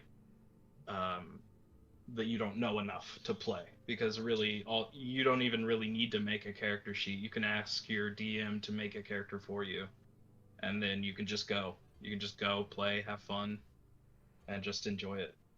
Just take a load off. That's how it gets done at And- convention a lot. Yeah. Yeah. And definitely don't be afraid of asking questions. Yeah. Oh yeah. Like, that's like, I don't know how many questions I've asked DMs and other players because I don't know how to do stuff. Don't be afraid to ask questions, even if you think they're stupid, because there's no Yeah. stupid questions. There's a lot of things to wrap your head around. And you don't need to read the player's handbook front to back. Read the class, read the description, find out which class you want to play. Read that class. Same with race. And then skim the rest or find video tutorials on YouTube. Critical Role has a great tutorial on most things that you need to know in order to play. If you're afraid of just the fact, like Chris said, if you're afraid of that is too much information and it's scary, you don't need to read everything, and you don't. Yeah. Yeah. It's. And anyone who has been playing a long time, Don't be that guy that someone new asks you a question and you're a dick about it, because that's not cool. You didn't know once. Like, at some point you were new and had no idea, or there was a new edition and you had no idea. Just don't be an asshole. There's no good reason. Like, At some will point, make you mistakes, poop your people pants in learn. front of people. Don't be an asshole. Just Just like it's not rocket science, right? You enjoy this game, other people would like to learn to enjoy this game. Just don't be a dick. Like, it's not rocket science, people. The Will And Wheaton rolling- rule. Mm-hmm. and rolling high stats and rolling high checks is fun and all, but embrace the bad ones because they're God, hilarious. The fail roll, the barbarian with the 6 intelligence, my sorcerer has shit perception, just shit. It's bad every time, and it's so fucking funny. Yeah. Like, no one talks about, like, oh, I remember that time we went through a dungeon and we checked every single thing. Right. We didn't, activate any single traps and we went out fine and we took no damage. Nah. Talk about the time someone face planted down a hole because they didn't check for traps. Yeah. And then the rogue went down to save them and then got stabbed by rock. Like, that's what's fun. It's not, like, nitpicking or thing. I remember in the Delacrane mansion, like when Ulrin fell through the fucking carpet, and I was in the basement, and I was like, "Motherfucker, my dexterity is so bad." You're like, "Make a dex save." I'm like, Well, but okay. It's like every time I've been asked to roll an intelligence check for Barbara, I'm like, sure, I can try. Sure. Every time I've been asked for a strength check, Mm-hmm. or even also a wisdom check, or like insight check. Oh god. Like, the wisdom was bad. It was an 8 wisdom. That's not. Yeah, Mm-hmm. it's not good. That's the So fun part, though. Yeah. That's one of the fun parts, is just because the characters to me always feel a little bit more real because they have flaws. Sure, you want to go like, if you find a group and everyone's a big fucking hero and y'all want to go around and say, do it, fucking do it. If that's what everyone agrees on, goddamn, go for it. People have run evil campaigns successfully as long as everyone's on the same page, and I think that's one of the biggest things. And also, if your DM's a piece of shit, walk away. Like, oh yeah, it's really, not just truly. suck. Yeah. Yeah. If the DM will not answer questions like, you should listen, fucker, I've read through those books like 3 times and I don't remember shit. I don't remember concentration on spells. I still don't remember to do that because I don't. Because I'm human. I will never remember that. I try.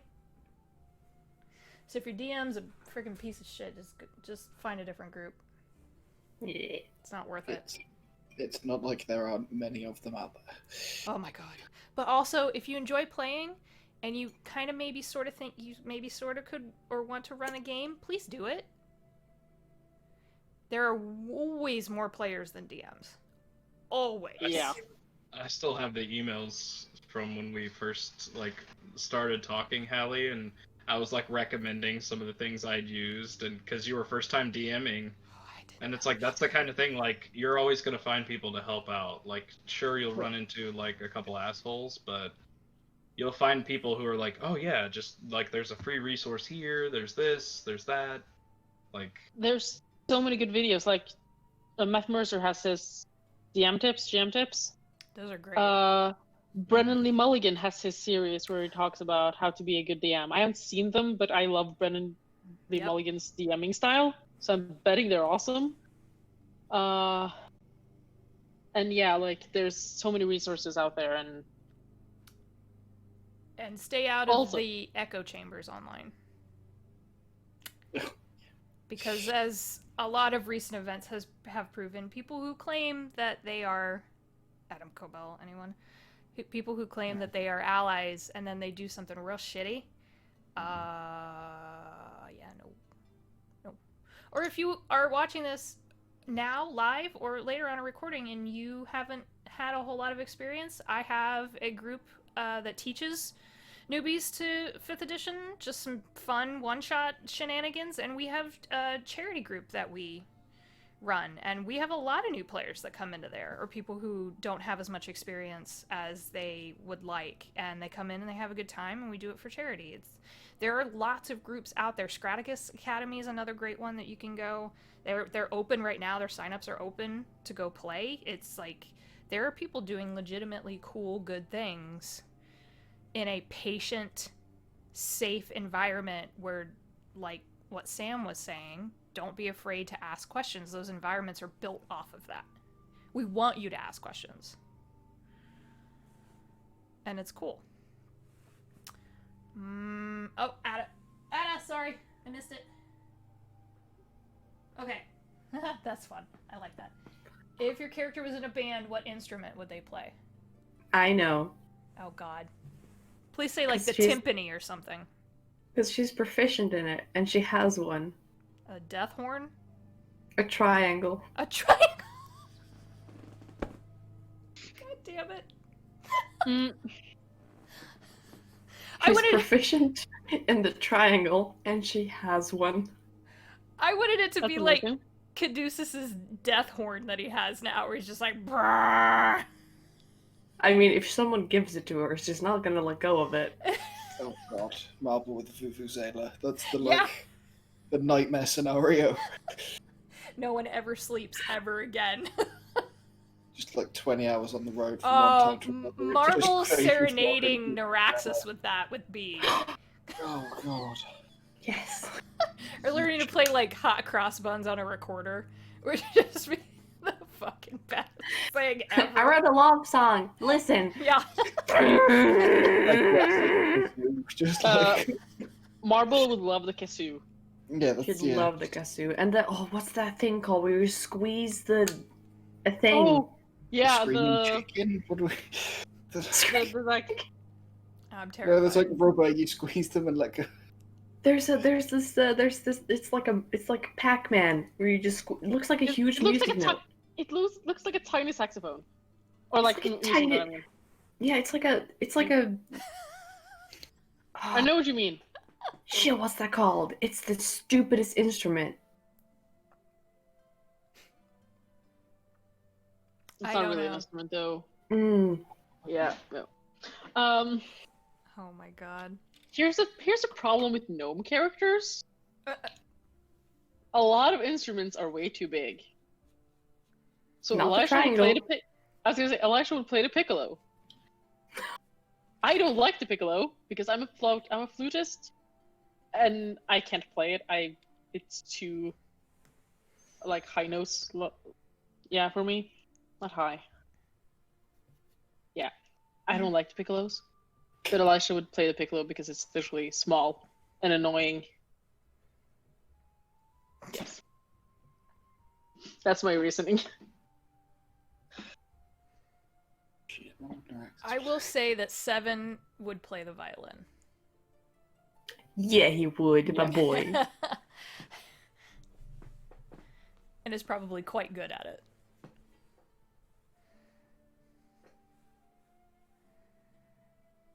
I wonder what would Sid play? Bass? Guitar. Mad Max style on the front of her ship. Just... Tuba. Tuba. Oh god, yeah, just full horn. Yeah. Oh, that Across makes sense. Yep. Like, oh no. The death tuba of the Providence. Who would play the trombone and just like wah wah wah every time something goes badly? I found the name of the instrument, by the way. It's an automaton. Okay. Yeah. See, This.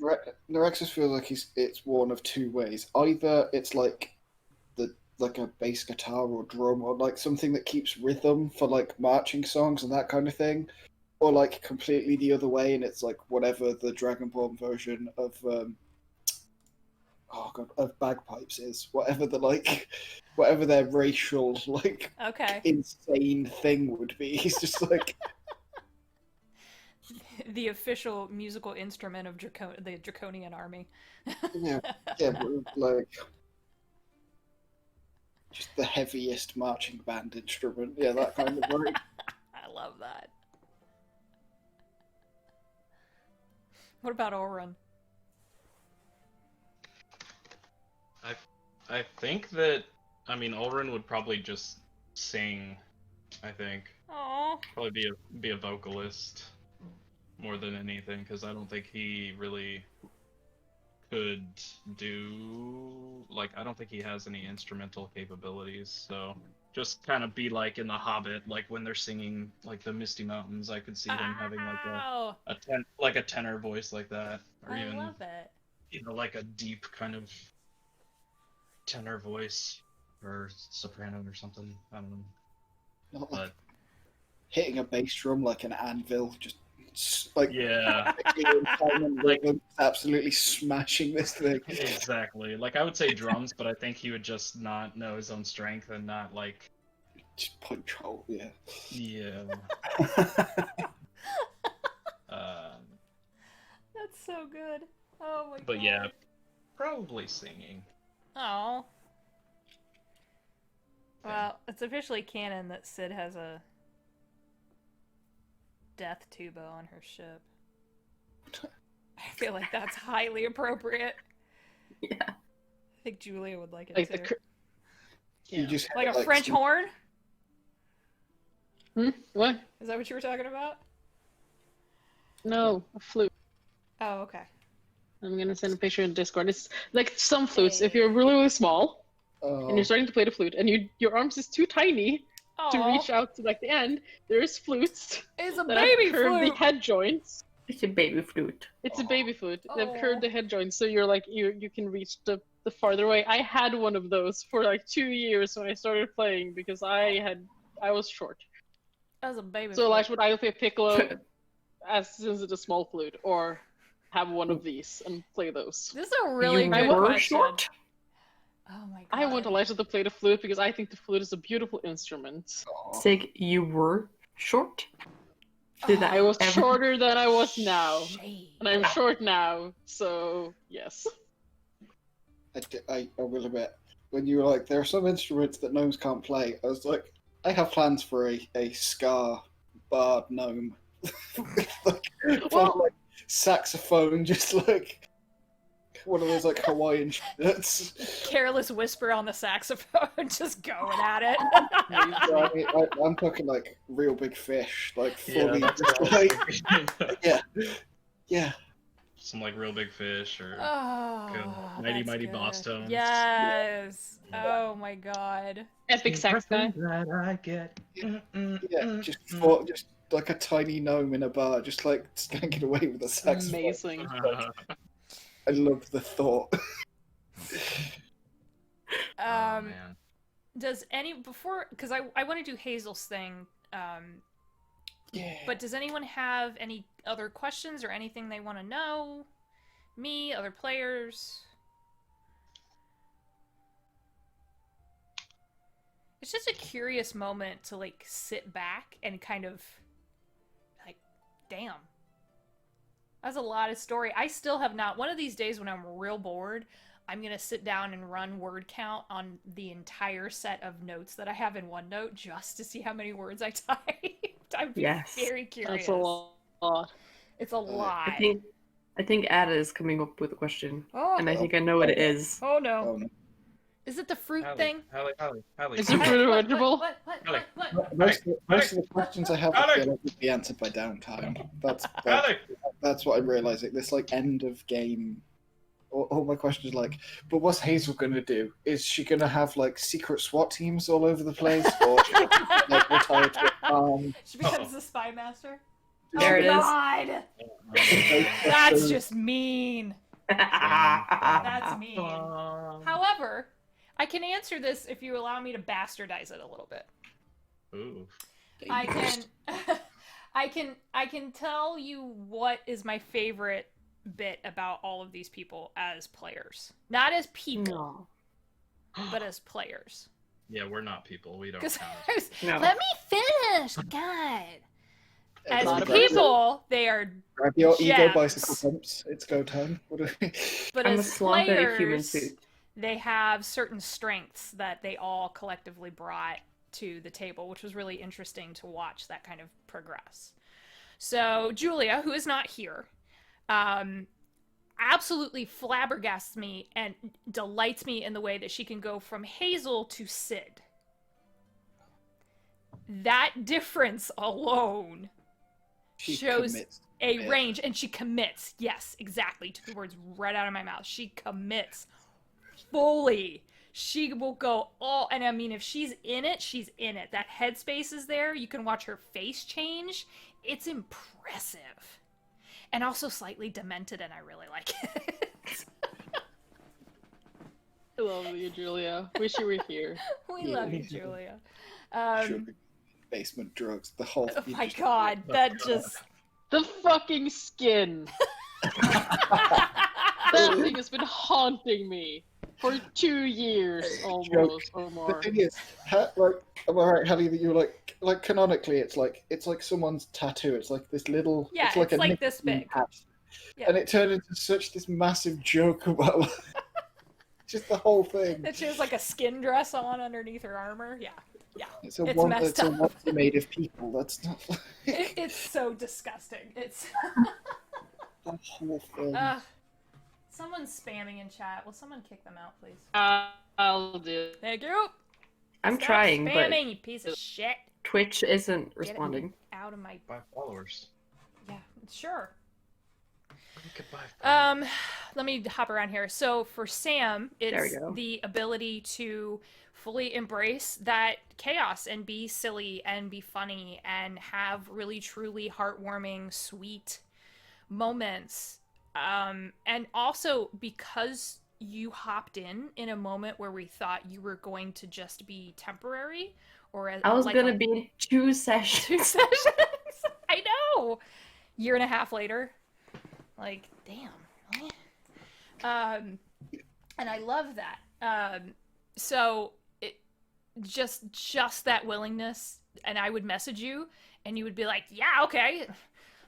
Oh, thank you. That's amazing.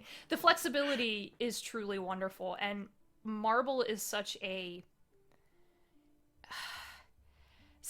little ball of conundrum and fun, and at the same time her relationship with Seven is so lovely, which I wasn't expecting that bond. I expected them to be more like teammates, and they truly became like siblings. That's kind of strange because as soon as we talked about Seven, I was like, okay, they're basically siblings. I think And I it's was just like, yeah.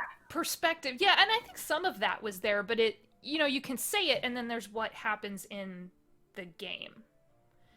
And they had some really, really, when they're back at the stronghold and he's teaching Marble how to shoot a bow and arrow, is one of my favorite things because it did not go well. It did not go I think well. I rolled like a 2 It was bad. or something. It was bad. It's like, okay, we'll try this again. Maybe not right now. Oh my gosh. For Chris, for Leech, the absolute wit that you bring flabbergasts me every time. And we've been playing, and we play in Monster of the Week, but it's just like you're so fast on how you reply, and I always envy that because I never feel like I am. I'm like, I'm just gonna sit here and watch because this is fun. It's so fun to watch Neuraxis come up with different things to say versus like Magnus, and I find that truly remarkable. Take the compliment. I know you're British, but just take the fucking compliment. God, You can't make me. That's, good burn. no one can make me. No one can make me. Never. Oh my god. And for Sigrid, it is the logic that you bring, and then sometimes there's the truly human moments, like Elijah falling down a mine, that will never not be funny to me. Because you could play her so, and I know it was your first character, and you could play her so by the book. it would be really easy to do that because she's books, she's studies, and there have been those moments that you just leaned into, fucking went with it. And I love that. I love that so much. And then with Chris, other Chris, Ulrin Chris, it is the genuine warmth that you bring. Aww. It's true though. The genuine warmth. Yeah, that it's the genuine warmth that is there in how you play. And I think for all of you, it's just letting me be an absolute fucking weirdo.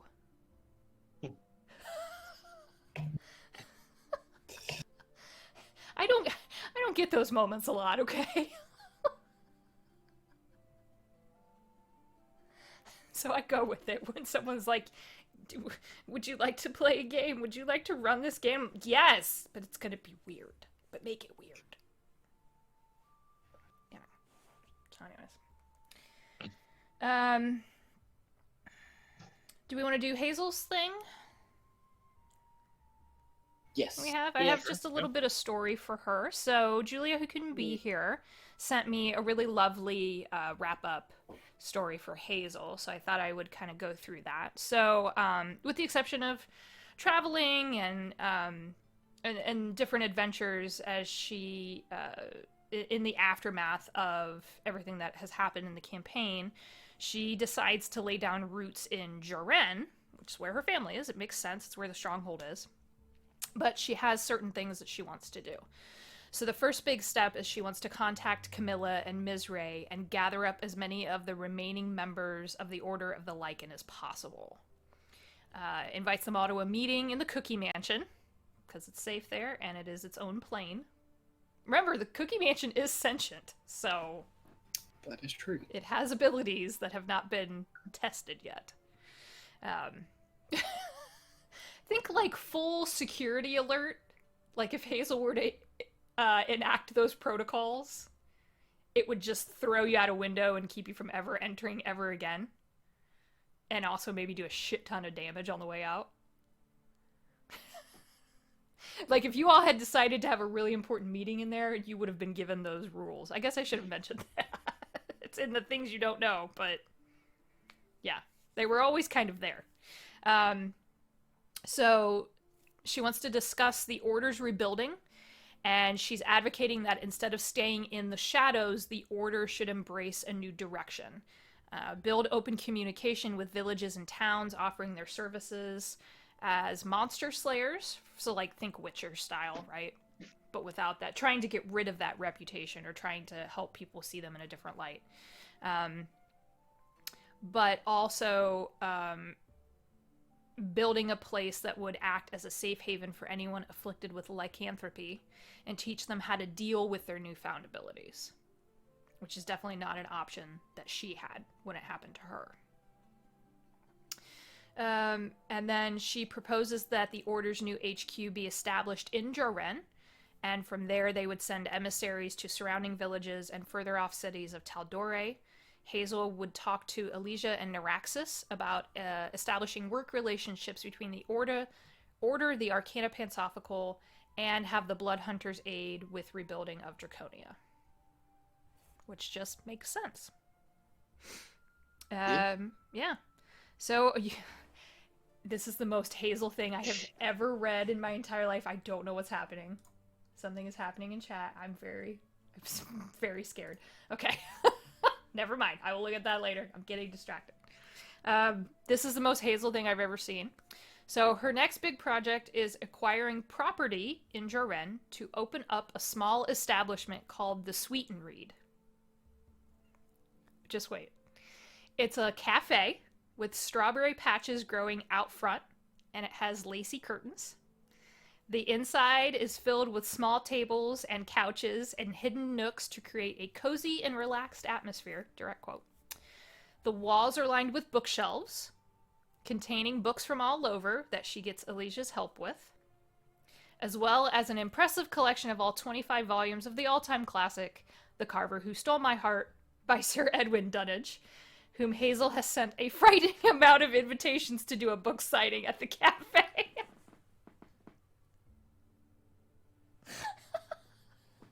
It's so cute. It gets better. Hold on.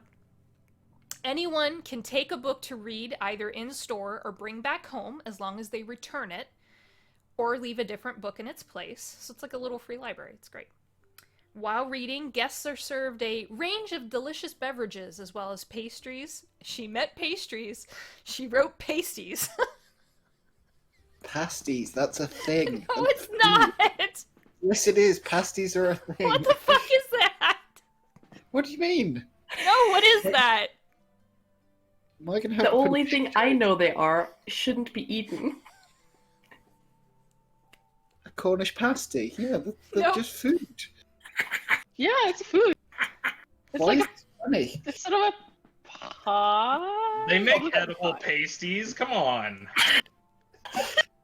I feel like this is something where the pronunciation is really going to matter. Yep. Yeah.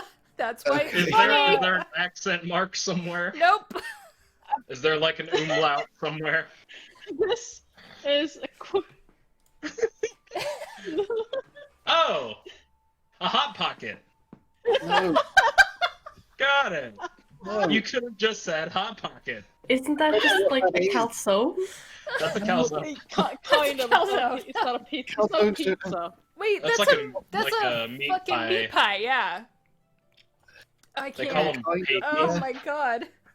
I mean, I think most people would assume pasty is a different thing, but I mean, it's also on brand, so I don't know. No, what? Either way. Either way. They're both great Oh, treats. it's good. And visually, Wow. Either way, I love it. Oh, okay. Well, I was going to get to the next line, which is the more adventurous minded. oh, hi-oh. 25 copies of Carvers in a pasty. Yep. Our, Free pasties. oh my god. Wait, it gets better. Okay. The more adventurous minded are free to try some of Hazel's special candies. She's imbued Oh. with various alchemical effects. Oh, The great. all-year house special is, of course, the famed lumpy nut milk, TM, whose recipe is a strictly kept trade secret.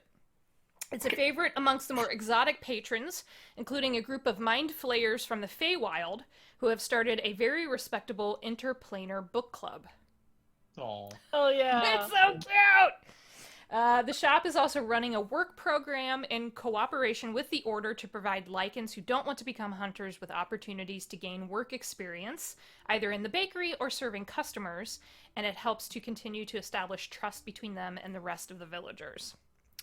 Apart from what's needed to keep the place running, all profits are donated to the Draconian rebuilding effort. I told you this is very on brand. Yes.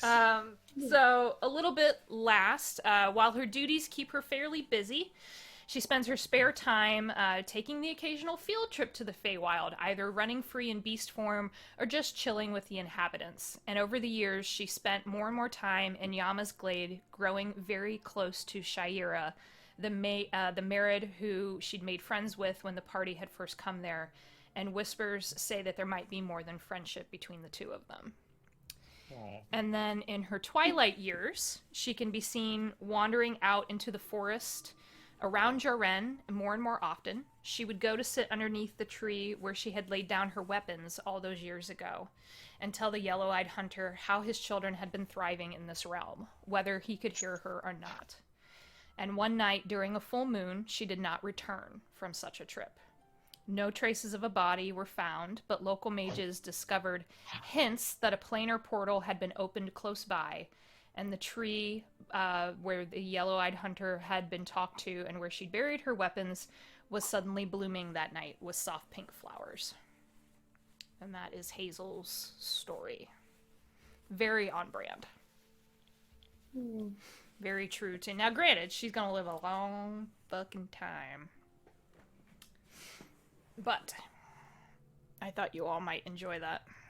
So, thank you for sending me that, Julia. What bits of wrap-up did we not get to? I know a big one. So, do we want to talk about the Neuraxis Marble relationship here, or do you want to do that in the date night thing we're gonna plan at some point? That's totally up to y'all. I mean, the date night thing being its own game, that's short term, right? Yeah. Depends. Depends on how you want to frame it. Do you want to just hit the highlights? I think we could do like a overarching highlights because Sure. there will be a lot. I had a saying please, so. Yeah. Chase the twins, and Marvel was visiting the druids. Then they came back. There's the date. Then long term is, or medium term is Neuraxis building Draconia and hanging out with Ulrin and becoming an actual paladin. Mm.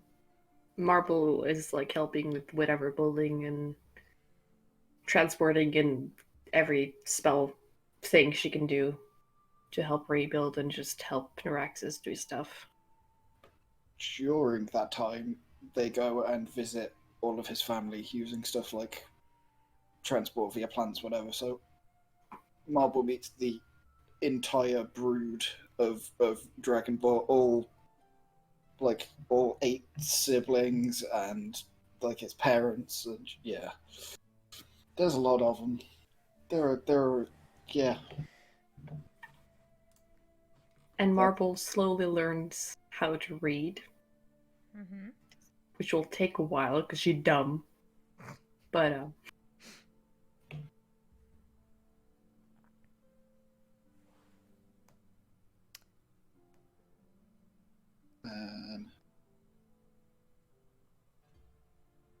Is there anything else medium term? I've got my note open. I can see there's only long term and beyond. Yeah. I've listed in. That's what I was just looking at.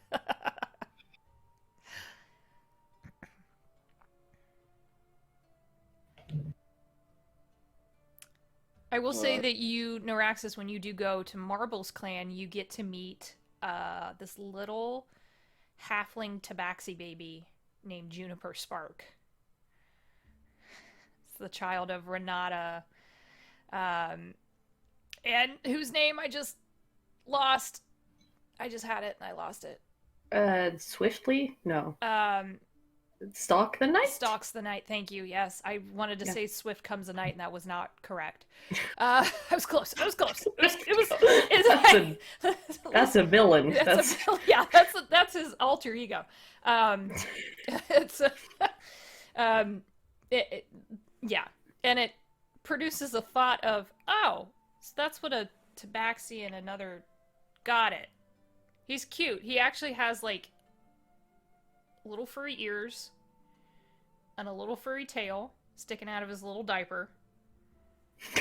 He's little. Imagine it's mostly a tabaxi clan. He's adorable. He's so cute. He's so cute. Is he just Gizmo? Is this what? Yes. Is that what a halfling cat looks like? Think like a cat, like a tabaxi, but there are distinct facial features, like wider cheekbones of a halfling.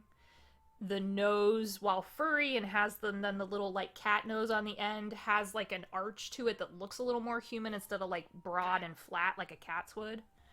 Kind of like Hermione when she kind of fucked up. Maybe, yeah. Not as disturbing, but Kind of, yeah. He does not have retractable claws. Mm. But and then, of course, the rest of the clan has all been animated by the team from Cats. No, I don't ever want to see that ever. Oh, that's horrifying. It's the stuff of nightmares. But they're a pretty good mix of like halfling, tabaxi, and a little bit. Yeah, Definitely more halfling eyes. They're like a dark brownish gray rather than cat eye. Hmm. But yeah, he's cute Real cute. and real fast already. Ooh. And she, at one point, you just see her go, I just picked him up. I just cleaned him. Just, guy! And takes off after him.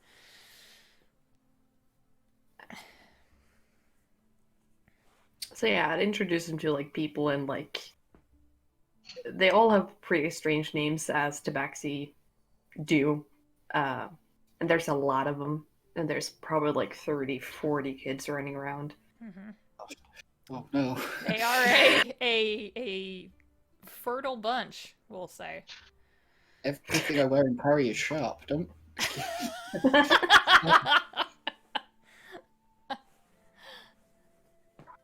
The teenagers are sullen and won't come down out of the trees. That's much more under Axis' speed. Hanging out with Dang Sam kids. and just like not getting involved. Yeah, they're cute, so Smoking they get their- about this high, and then they turn into little shits. Starts putting on eyeliner, dyeing their fur, you know. Mhm. Braiding it, shaving it off, Mm. creating fur Smoking mohawks. The magic Oh my of God. grass. Yep. Like a Smoking some mohawk going magic from grass. like the front Yeah, to the tail. To the tail, yeah. That's pretty punk rock, actually. Have you not considered Shaving their fur. Yep. just put them through trials when they turn 13 that decides the path of the rest of their life, like Dragon Ball do? No? Is that Oh. No. Oh god. Not at all. That's fine. That's just a cultural thing, right? Yeah, I'm imagining Neuraxis and Marvel at some point along the line are gonna have that conversation. Like, listen, Very different cultures. yeah, this is not an army. No. It's gonna be like an army size, It's not that. It's but American. not an army. How many fucking kids are we talking about? Goddamn. God, no. You gonna roll on a d20?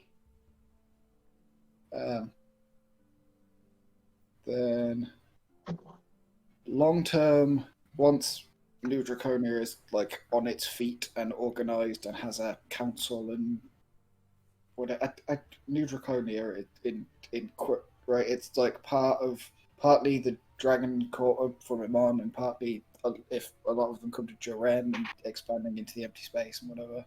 But once the wheels aren't going to fall off if he's not there, he will go back to Draconia, to the site of his actual home and where it all happened and where it all went wrong, and using the I can't remember what it's called, but the speak with the dead thing from being a warlock, go around those that were lost and get with a big he comes to Elijah for like a big empty book, and it's all like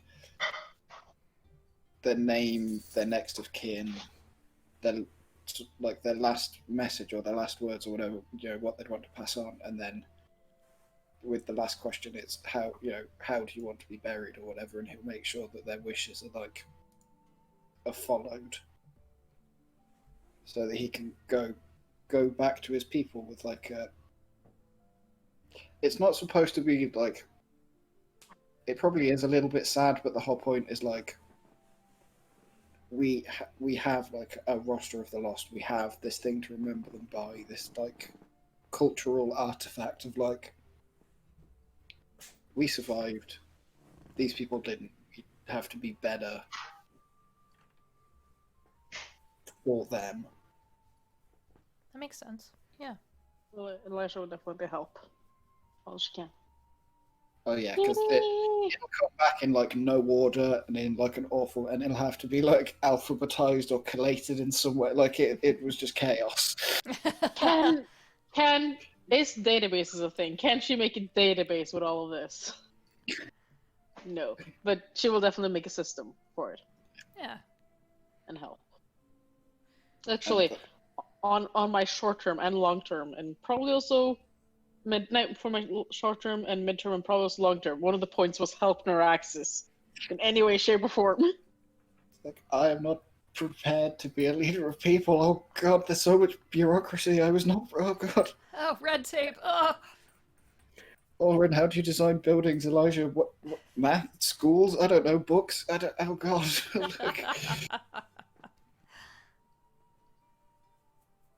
But yeah, then after he returns with that book,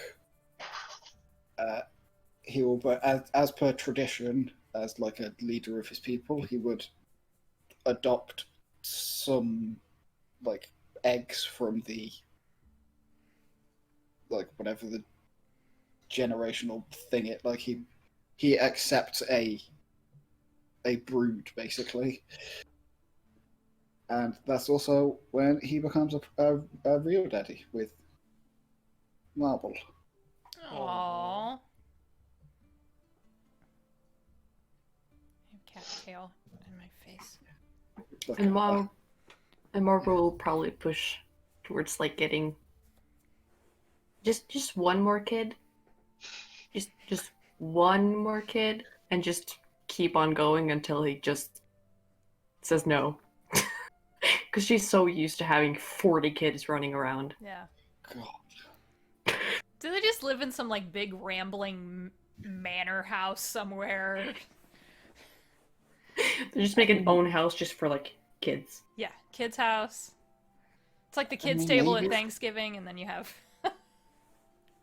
Well, because that's like kind of what he was brought up in, like his granddad's estate, basically. Like the Grand Marshal of Draconia is his granddad. So he's like, yeah, I grew up on in a big house for like an important military person, and I've got like 8 siblings who are all like a couple of years apart. Like, it's a big house, and like a big family probably isn't that weird to hit. There's probably a point where it's like, this is too many, but it's too late. Like, That's the point where it's suddenly triplets, and you're like, oh shit. no. Supposed to Because be they were gonna. Matches just like dunk and dunk. Like, Because they were probably gonna adopt most of the kids, but have like the first kid like produce one.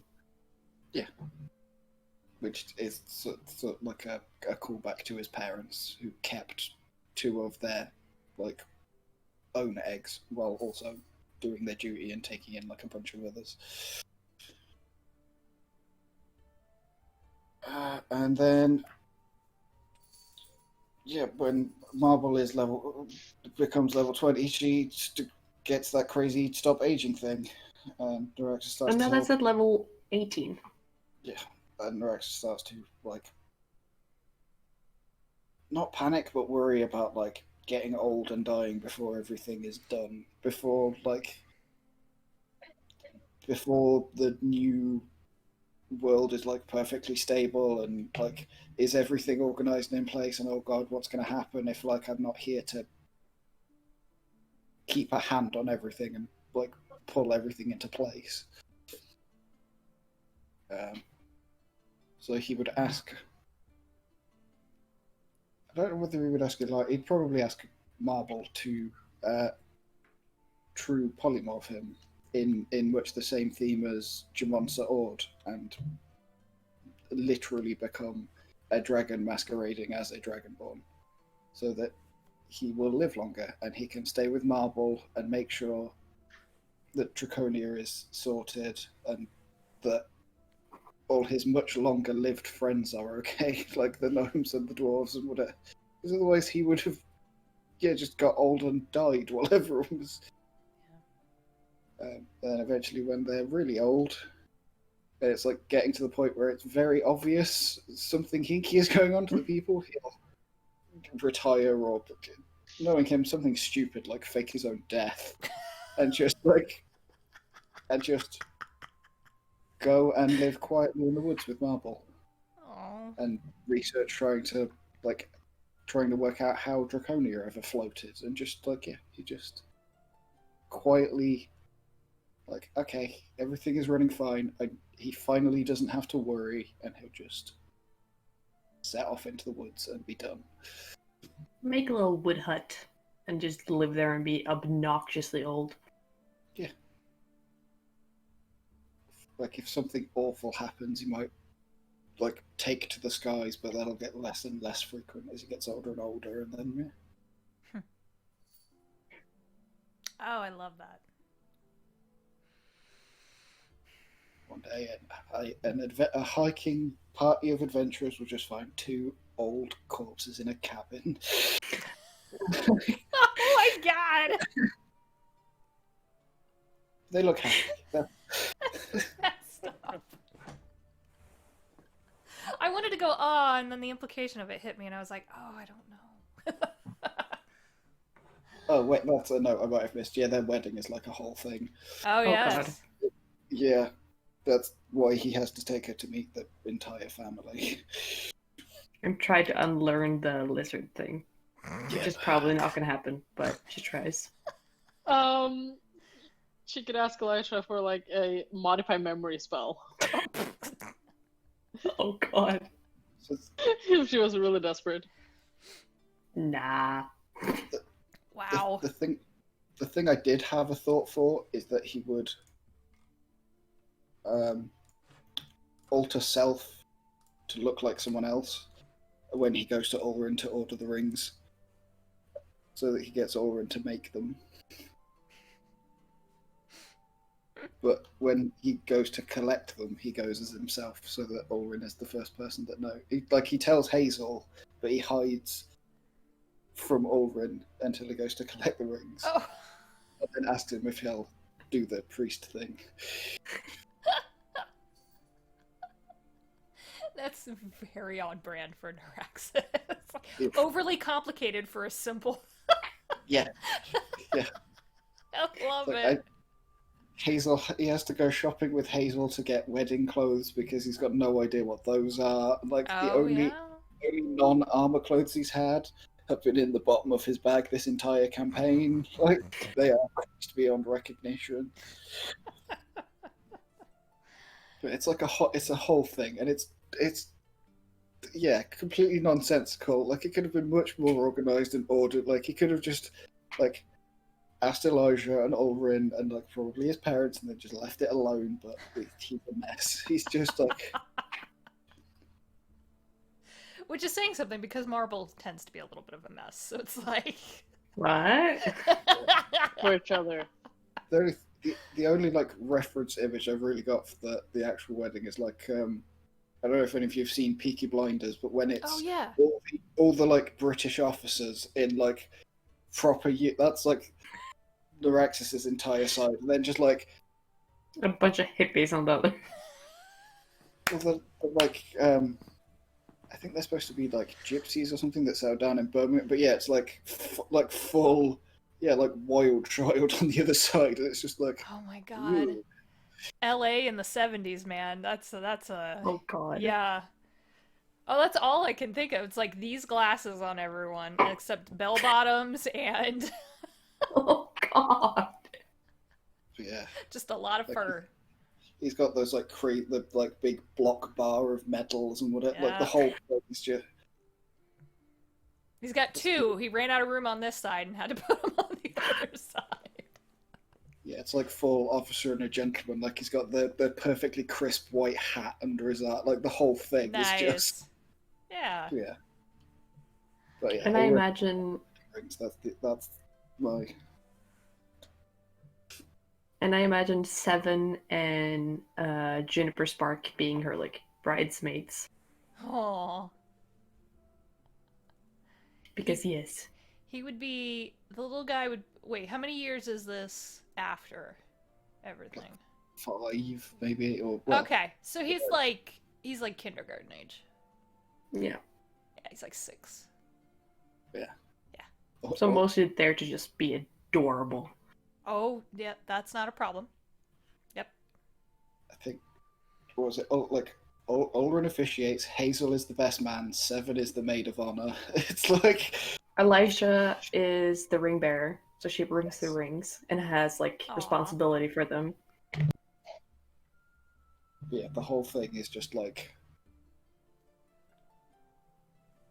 Sid is like invited to the reception but not the wedding because Yeah, smart. Sid and Yeah. Eggs are in charge of the fireworks after. Yes. Yes. It's that, like, Yes. you can come to the party, but maybe not the... Yeah. And all you hear from outside in the wagon where Sid and Eggs is setting up is, Boss! The big one, right? The big one! And yeah, it turns into chaos. But, Actually, I take it back. Juniper Spark scatters the flowers. Aw, that's perfect. Yes. aw. Yeah.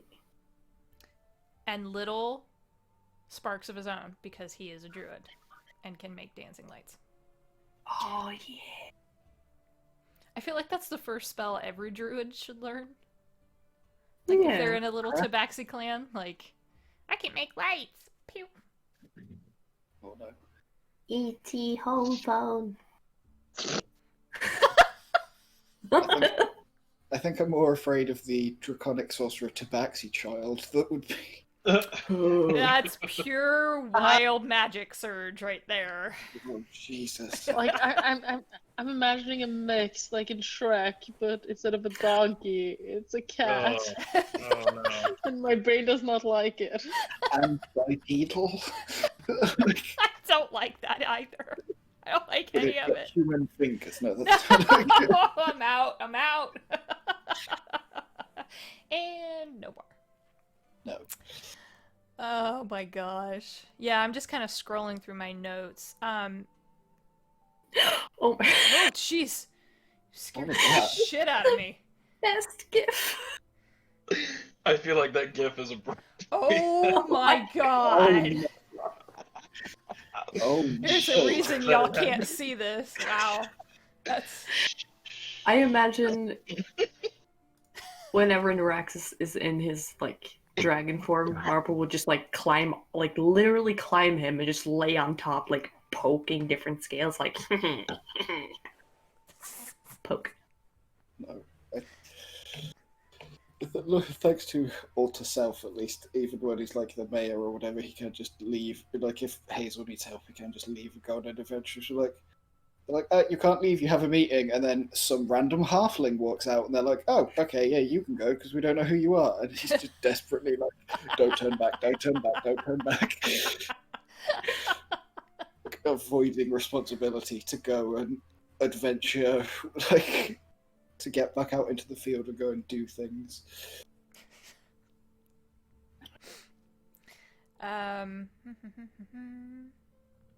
Anyone else have anything that they wanted to cover?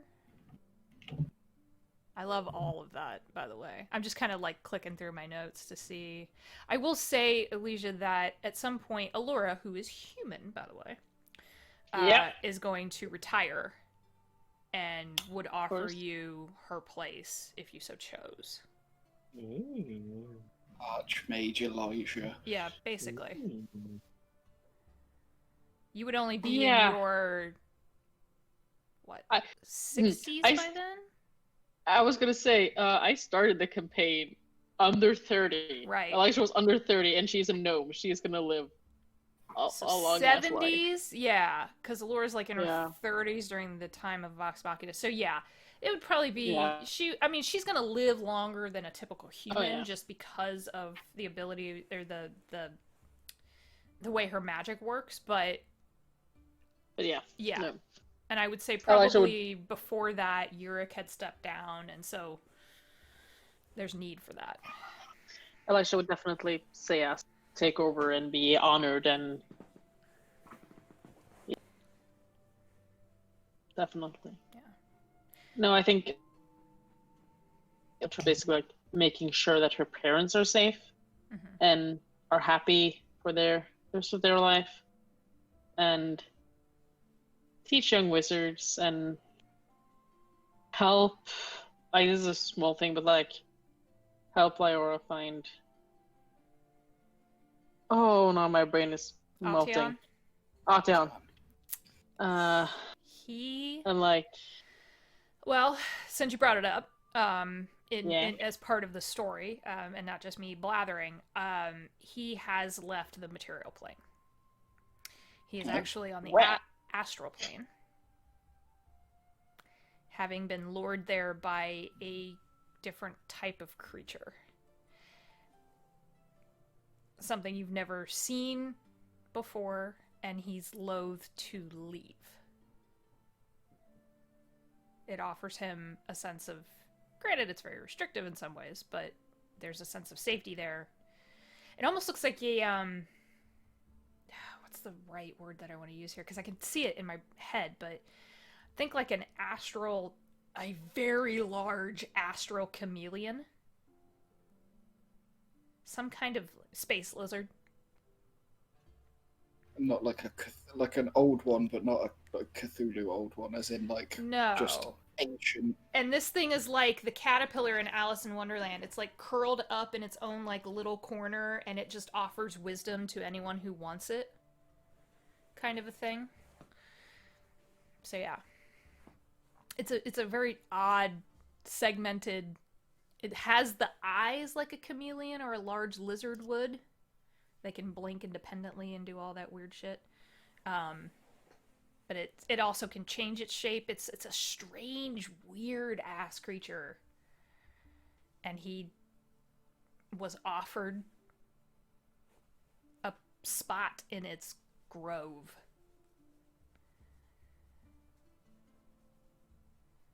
And to him, days have passed. And you know it's been years. So...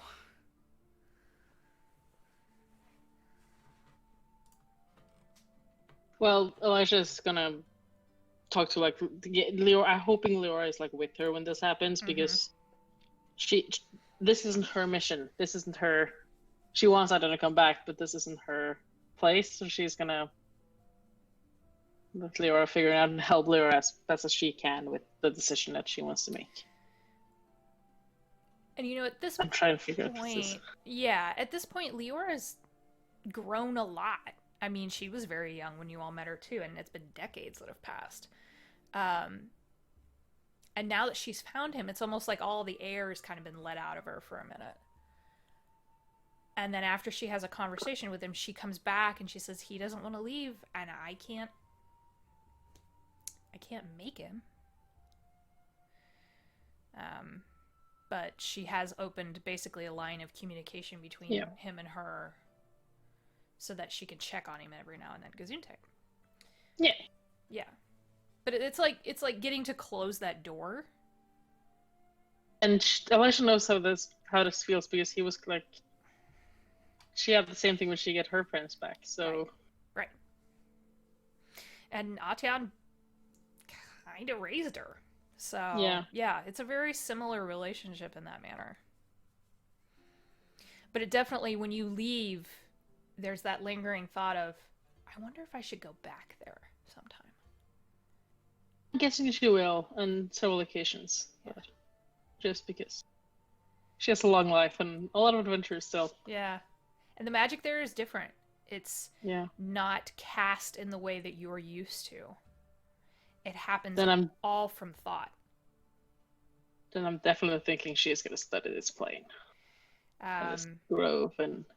It makes me think a little bit of the chronomancy. Oh. In the Wildmount setting. Where that sense of like, can you, like, maybe not on a large scale, but can I go back and forward 10 seconds type of a thing? And what does that do to me if I start manipulating time? So it's an interesting little question to kind of mull over, and knowing Elijah, I could see that being tantalizing.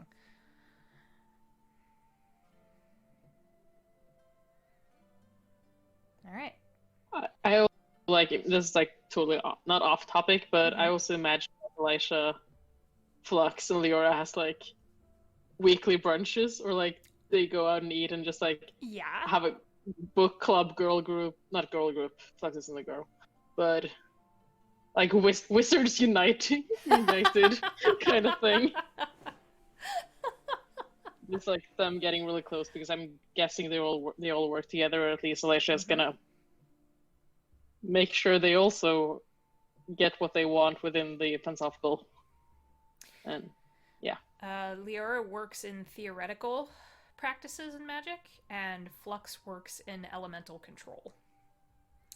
So course. for kids who are showing that promising strain of magic, they help those kids kind of control it. And Leora would way much rather be locked in a library somewhere, having the existential questions of, but what if we do this?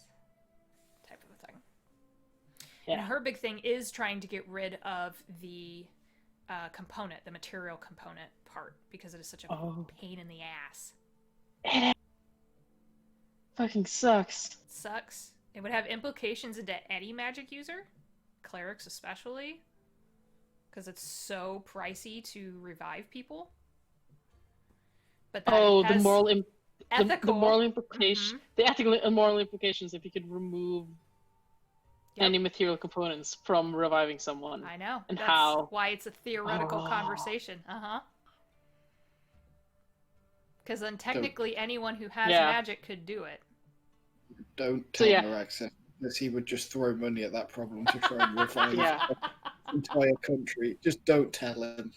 This is the shit I think about. This is the shit I definitely imagine like Fox Elite and they were like discussing this and like all of like the activists of magic over like brunch or and just like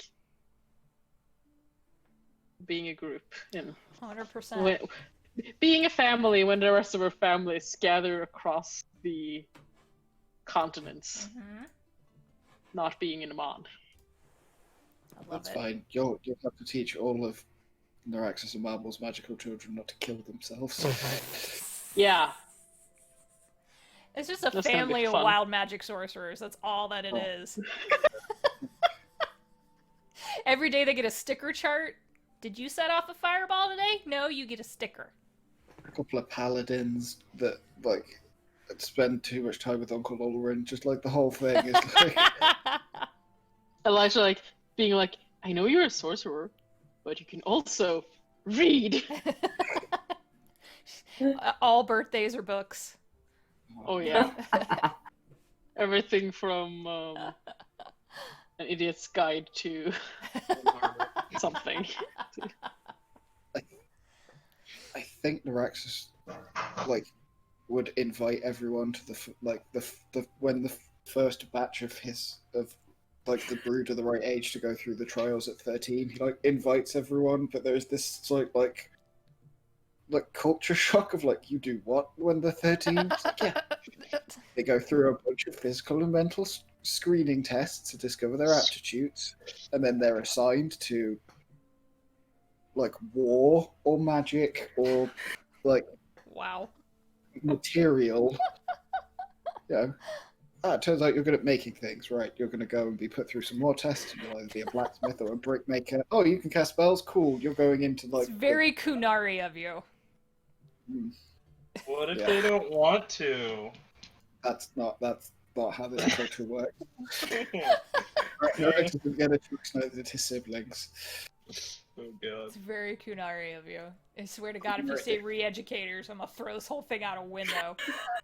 It's just a meritocracy. Like, okay, yeah, you might not like doing it.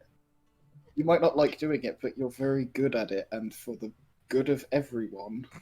This sucks. Your house is just gonna be an entire teenage rebellion from the ages of 12 to about 20.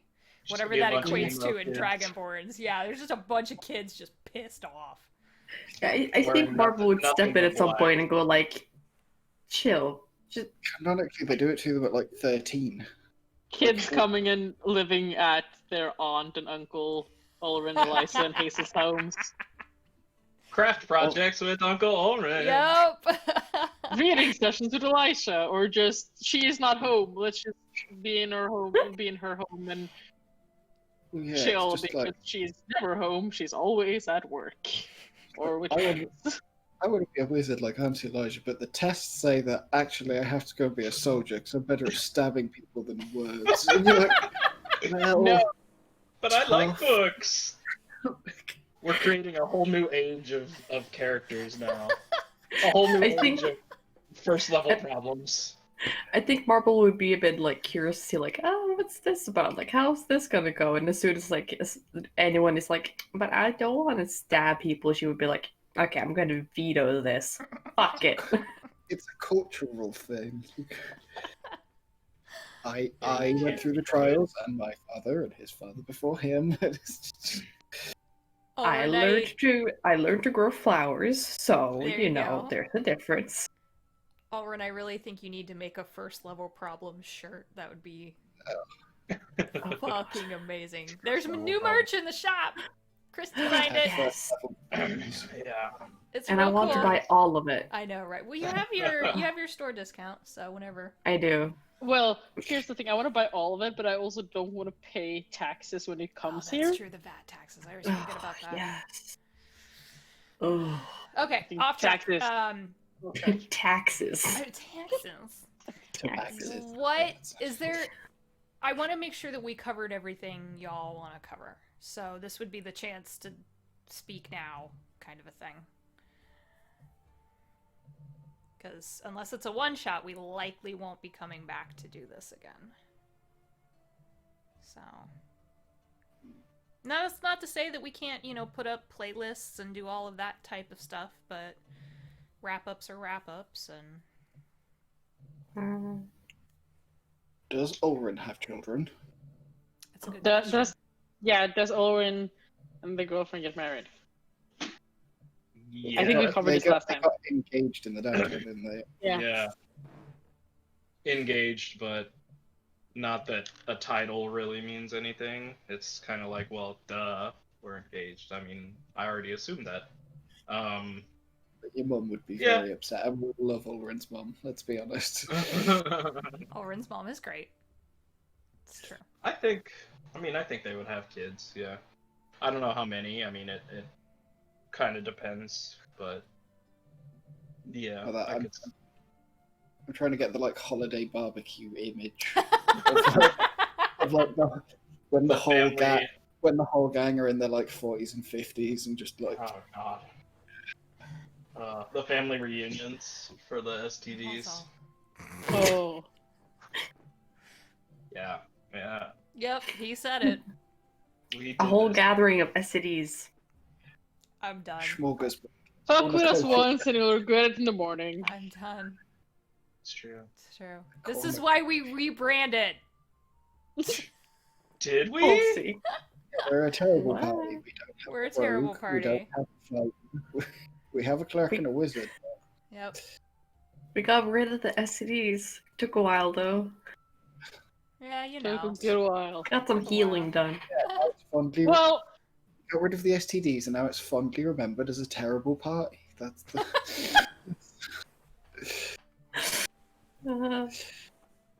luckily it was an STD that you could get rid of. Some are not that easily to get.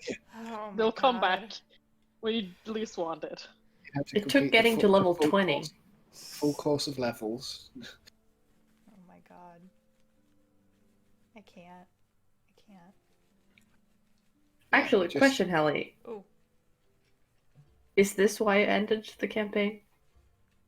This is why. Is This this is why. This is it. You all did it. Yep. It's done. You win. I want. Does anyone have images for what their characters would be like when they're really old? Like, whatever their race's version of old is, because for some reason it's just been stuck in my head of an Ulrin that doesn't wear his armor because it's too heavy and can't be bothered, and he's got the big grey stripes and the massive beard. Or Elijah with a big crazy white grandma bun. I was just imagining Liza being extreme becoming even tinier with a what's Sam help me walking Stock. Yes, walking stick. Okay. walking stick and being so I can do this, I can walk up the stairs, but your strength has become less than 6 again and just no. The urge to just fly everywhere. Yeah. And being extremely not forgetful, her memory is still there, but being extremely weird in a way that she'll talk. Esoteric. Yeah, no. I just like the thought of Direx's scales getting duller and darker around the edges as it starts to dry out is that like, you know, when lizards get old, that kind of like Yeah. creaking, like the day that he finally gets up and doesn't put on all his armor, he just puts a breastplate on, and then eventually starts wearing just normal people clothes for meetings. Like he slowly, like he has a cane, but there is definitely a sword in it, even though he's old. Like like he still can't quite.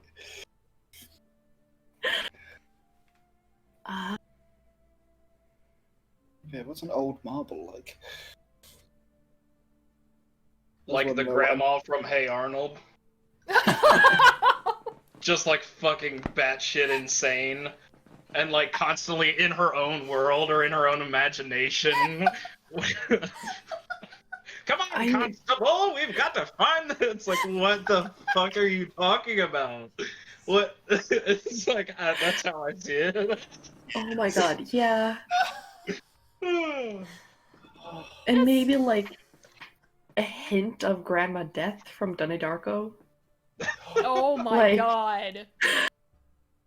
Like being a bit too used to something happening, so always like taking it, like getting dressed, everything, taking her cane, walking out of their little cabin in the woods, checking if like, oh, someone need help, is something going on, walking like a small circle around the hut and like, okay, nothing's going on now. Walk back inside. 2 hours later, repeat the process of just like, yeah. Just desperate for someone to need your help. Yeah, or just like out of habit, maybe. She's probably gonna take up knitting at some point and just knit stuff and like send her like a squirrel with like a package of just like knits, like jumpers and stuff to random people. Oh my god, Elisha would love jigsaw puzzles. She would be the kind of like not old person, the person that could do that like extremely large jigsaw puzzles. 3D jigsaw puzzles. Yes. They're a thing. She would love them. Oh, she would. Just having to hunt for her reading glasses to do the Sudoku, just like a hole. Whereas Yeah. I get the feeling Hazel's one of the, like, do you know those old people who are like determined to stay in shape? They're like still in a tracksuit, like power walking down the road at 6 o'clock in the morning, and you're like, you're retired. You don't have to even be up yet. What are you doing? You're like, give up. Stop it. He's just like, You've earned the right.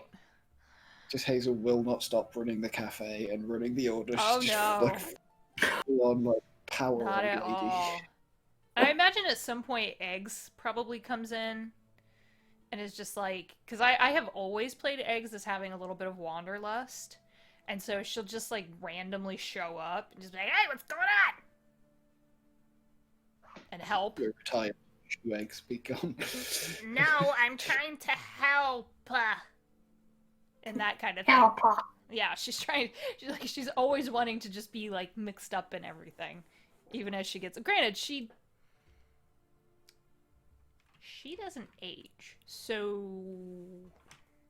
Oh my god! Imagine Egg showing up and Neuraxis and Marble just sitting like in a C curve, just being like really old. She's like, "Hey." Yep. Poor Eggs. For Forgets everyone. himself. Gets himself, turns into a dragon, has to rebuild the house. That's the third time you've taken the roof off the house. Yeah. Yep, I could see that. Oh god. Oh god. Oh, Marble would start she would start aggressively growing vegetables in the garden. Just out of control no. eggplant everywhere. Yes. Zucchini. She You know would, how like- zucchini vines just like go everywhere?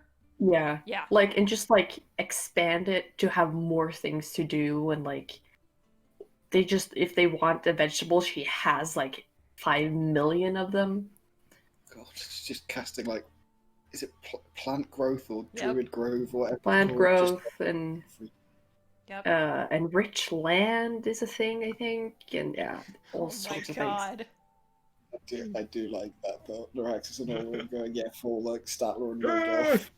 Fully self-sufficient, can feed a whole village. Yeah. Yeah. Oh, That's I pretty can great. imagine that. Miraxus and Ulrich giving it the full, like, back in my day. Yeah. You think you had it hard? We used I'll to have take to my own forge with our steel. weapons. I make my oats made of steel, they're not mithril. You kids Yeah. today, you've got no idea what it's like to... You have no respect. Letting people choose whether to follow the trials. Ah. I'll show you whippersnappers. Oh my god.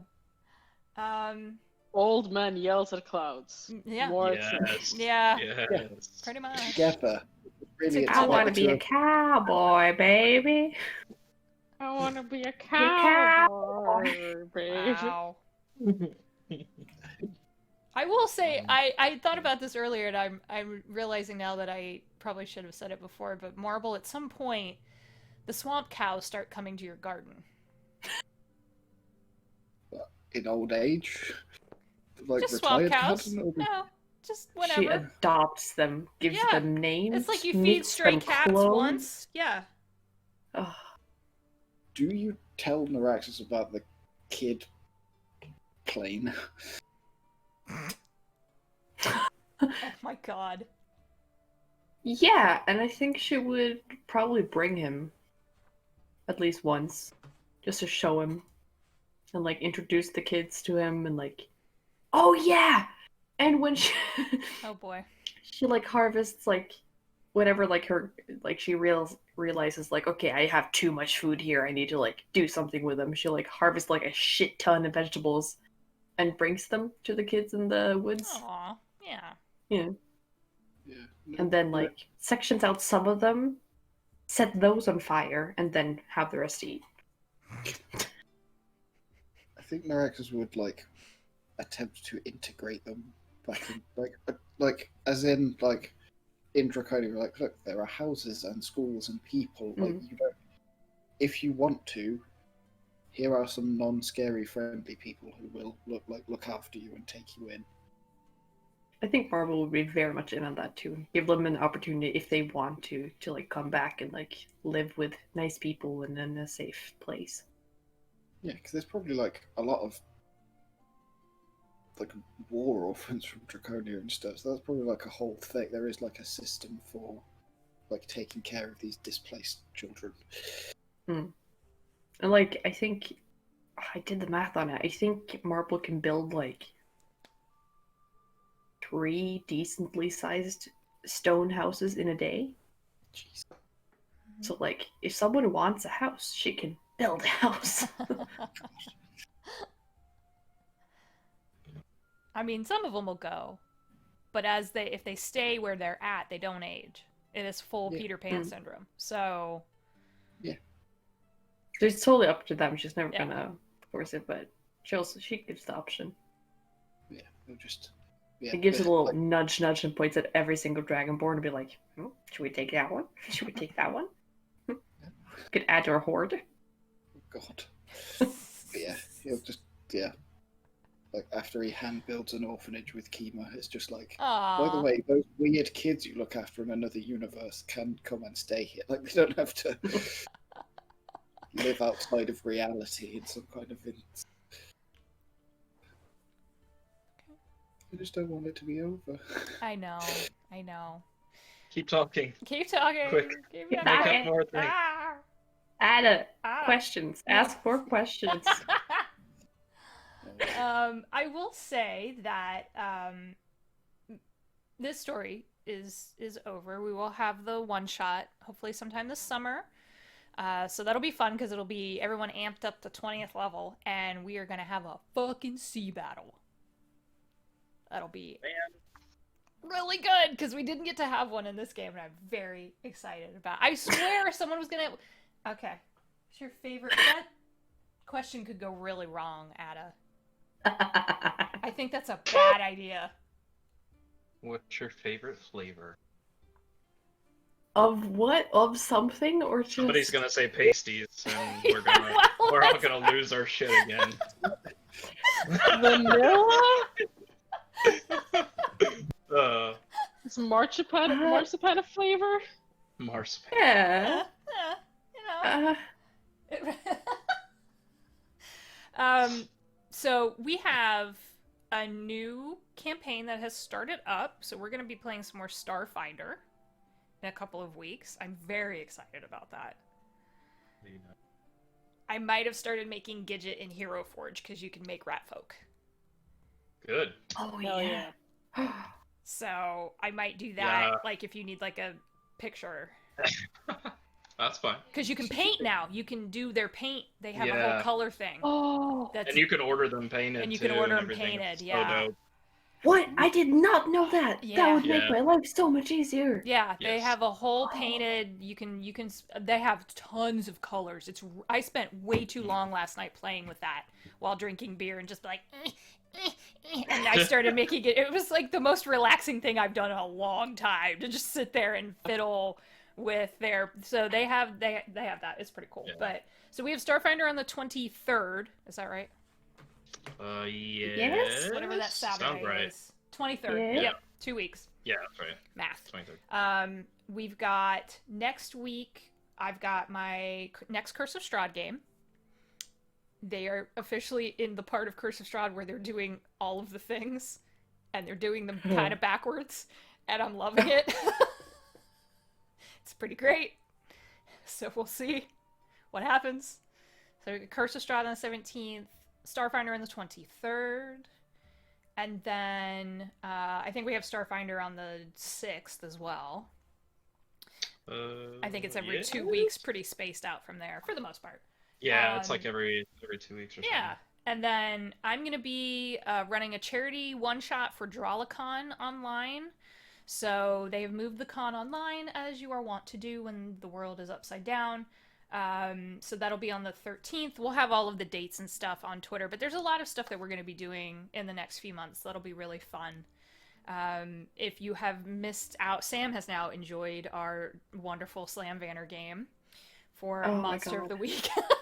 I binged it so fast, and I was so sad when I went to click next episode. And it's like, and there's no more And episodes. there's no more. We're getting ready to record a new Heck set. you. So the last one was a double. It was a double episode. So Yeah. hard to cut off battle in the middle of a funeral home. That was weird. It was weird. The whole game is weird, and I love it. So I'm in so it. weird. Leech is in it. It's really weird and wonderful. Steve is a fucking Steve. beast. I don't know. My where- love for Steve is growing You should tell him so that. rapidly. You should tell him that. There's all kinds of new stuff. I'm in the Chef's Night podcast. I have been for almost a year. While recording for a year, they just started airing Eggs' story as she joins the guild. I forget what the guild is called. It's some weirdness. Steve's in that as well. It's Eggs. weird. Eggs has a problem in that game. One? She had a Just one problem. I don't want to spoil it, but she had a very deep existential crisis in between arcs, and like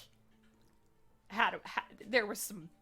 She's almost 700 years old. Like Oh Lord. she was having issues. I felt it in my soul. And I've been invited to play in a one-shot with the Scraticus Academy. So that'll be on June 3rd. And that'll be fun because we're going to be using the Feywild folio expansion from Mage Hand Press. Our friends over at Mage Hand Press who made the Dark Matter. It's really cool. I was like, I already know what I want to play if they let me play it. I'm like, I want to play this so bad. So that'll be fun. Yeah, I get to play. Yeah. Does anyone else have anything? My favorite flavor is probably chocolate. That Mine a is solid vanilla. Those are both solid choices. It's all about fudge. Fudge. Strawberry. S'mores. Oh, God, I love oh, that's a s'mores. good So choice. good. That's I had a a good s'mores choice. latte this morning. Oh my god. So good. Okay, you have to answer, Chris. What I did, I fudge. What'd you say? Oh, You said fudge. Oh, fudge. I'm sorry. I don't know. I don't know what's going on anymore. You have to answer. You have to answer. We have to wait for Julia to answer. We can't end it. We will. No, that's not going to happen today. We can tweet her answer. You can. Yeah, we'll do that. We'll do that. We'll Yeah. ask her in Discord. We'll ask her in Discord, Ada, I promise. Without any context, just a single Without any context. No context, just that. just a tweet that says strawberries, and that's it. It makes sense. Yeah. So yeah, we're gonna play some more Starfinder. We're gonna do all the things because I'm really looking Hell forward to yeah. it. Oh my god. I'm so excited. I feel bad that you guys didn't get into combat or anything. I'm like, oh man, it's gonna get so good. It's not all And about I've been combat. reading through the character operations manual and all the new stuff that they've added, and like, Ooh. oh. So you guys can like modify if you need to.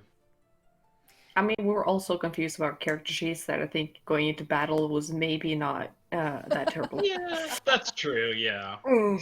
this will give you some time to I add a what to a what now? Yeah. to learn. Oh my gosh. Uh, So yeah, this was fun. Yeah. I'm glad we got to do it. Just hang out. yeah, Um, fun. Find the group that works for you. That's always my advice. And like you all were saying, it doesn't happen overnight. We got very lucky. So lucky. And it's not a can of worms that I'm going to open, but obviously we have a different number now than we did before. And things happen. And I think being understanding with each other and being flexible and being open with communication is really a key part of that. So it's like anything else. It's like you're kind of, cultivating a relationship in some ways. Because you are. And then you become friends, and then you get to keep a Discord server open for 2.5 years and say stupid shit to each other and post memes of cats rubbing up on lizards and Yes. it's oh my god. So just be good to each other. The world is really weird right now, and yeah. And maybe we should stream some video games sometime. Oh yeah. Yeah. Anyone who Sounds wants good. to jump in, yeah, it doesn't all have to be multiplayer. If anyone's playing anything and wants to, Sam, Hi. if your computer doesn't crash again, you should stream some Dragon Age. I'd be down for that. That'd be fucking funny as hell. I think I fixed it, but I don't know what I did. I'll But I think I fixed it. I'll message you after this and give you the Yeah. so you can get in there because Sam is playing the first 2 Dragon Age games for the first time, basically. So that's I an bought- experience. I bought Dragon Age Origins and Dragon Age 2 for my Xbox 360. Nice. I got 20 minutes into the first Dragon Age game and the Xbox died. So I didn't get to continue. So finally. I also had Sam play the first Mass Effect. I've done nothing productive for so Clunky long. combat. It's the best. Pretty decent. The combat's terrible. The story is what wins. I'm so sorry for the combat and the graphics. I mean, the Mass Effect one was fine. Dragon Age, holy shit, the combat is It's awful. Like bad. Yeah. Like, I want to hit, not walk to the other end of the map. Like, that. Right? Stop walking in fire. Stop walking in fire. Yes. Oh man. Oh, I remember the last thing that I wanted to say, which is that there was a book series that I took a ton of inspiration from, and this is not not paid. I'm not sponsored in any way. I just love these books so much, and very few people have heard of Robert Jackson Bennett and his Divine Cities trilogy, and I adore those books so much. The idea of 2 gods or godlike creatures twisted together. I'm sure someone else has done it, but I read it in that one of those books, and it was so fucking wild because it's 2 gods who are on opposite ends of a belief system, like very lawful, very almost to the point of like lawful evil twisted together with like a chaotic neutral. Those don't go together at all. And it was a really interesting way to kind of make that power vacuum happen. So if you get a chance to read those, I highly recommend them. The first one is called City of Stairs. And I am a fast reader, but I read it in less than a day. And I was like, I need more! And they're all out now, so you don't have to worry about running into, oh, why is there no more book, whatever. There's only 3 books, so. I know, we're delaying. So, shall we call it? I know. Time of death. No, that's No. not. Oh, jeez! I thought I was morbid. Wow! Let's pull the cord. Let's just No, Pull. I feel like I feel like we got to close everything we wanted. That's me. yeah. It's a nice way to round it out too. So, all of the games are on YouTube. I did fix Twitch because Twitch was being stupid, and I finally fixed all the videos. It won't let me reorder them, but they're literally labeled Game 2, Game 3, Game 4, so you can, and they're all in a video collection. They're on Twitch. They're all in a video collection on YouTube. We have had a lot of people watching the YouTube videos of late, like the videos that are 2 years old. Someone is going through them, and I was like, "Oh, that's cool as shit." Okay, sure, it's done. So Good now for you don't them. you don't have to worry about. Someone watched like 17 hours in the last week. Nice. I was like, Good for okay, them. holy shit. Someone is procrastinating finals, probably. Hey, Yeah. sure, why not? I mean, you know. Nothing better to do. I can't be the only one. And I will say, and maybe it's cheesy, but I'm gonna do it anyways. Thank you to the cast and crew of Critical Role for inspiring us to ever get together to begin with. Some of us have never caught up, some of us are still catching up, some of us don't watch it anymore, but the inspiration was there to begin with. And thank you to the Taldore Day server for putting all of us chuckleheads together. Because a lot of those, I don't know of any other games that they could exist. I'm very, very sure they do. But I don't personally know of any other games that came out of that initial response that have lasted through. So, that's really cool. Dope. And go watch some Slam Vanners. It's so fun. Oh my god. We're very Watch stupid. Because Ah, we love Is this this. supposed to be news? Oh. it's the perfect amount of stupid. It It's, is. oh. It is. And they're, for the most part, in little hour chunks. Except for the last one. So you can, except for the first game and the most recently aired one, because the first game was a charity game. So that was the full 3.5 hours. And then we liked it so much that we kept playing. So. It's very comfortable length of episode. Like, Yes. That was Rio's suggestion, actually, who plays Erica, to chop them up into little hour and a half-ish. And I was like, that totally works for the Monster of the Week format. It's probably a very good idea. Yeah. Because like either you can just binge it like I did, or you can watch one chunk at a time. Yeah, I like that idea too. That's really nice. Yeah, totally off topic, but that's one of the reasons why I've been in love with Dimension 20's Dungeons and Dragons streams lately, because they're just 2 hours per video, which makes it so easy to just watch one. Like in contrast to Critical Role, where sometimes it's 6 hours, and I don't have the attention span or time to sit and watch something for 6 hours No. anymore. No. So So yeah. Well, I'm gonna also watch Slam Runners. I'm gonna do it this summer when I'm done with finals. there will be more. Exactly. We're getting ready to record next week, and I'm It very better be excited. more. Oh no, Steve has like a whole thing planned out. It's a thing. Like Slam Vanners is Monster of the Week. It's set in Georgia. Georgia. Chris, Yeah. you play Magnus. Georgia. Yes. Yes. The monstrous. Magnus the Monstrous. That's not a title. That's the class. It's the That's playbook. Yeah, it's the playbook. Monster of the Week has. I really like Monster of the Week. They have playbooks and stuff. It is kind of a class, but at the same time, there are certain abilities, and it's a really cool system. Yeah, it's all those powered by the apocalypse ones. Yes. I love all of that stuff. It's so much fun. And Vivian just tends to shoot things. It's just like. But She's so excessive on everything. That's the whole point, yeah. And My God. overreaction too.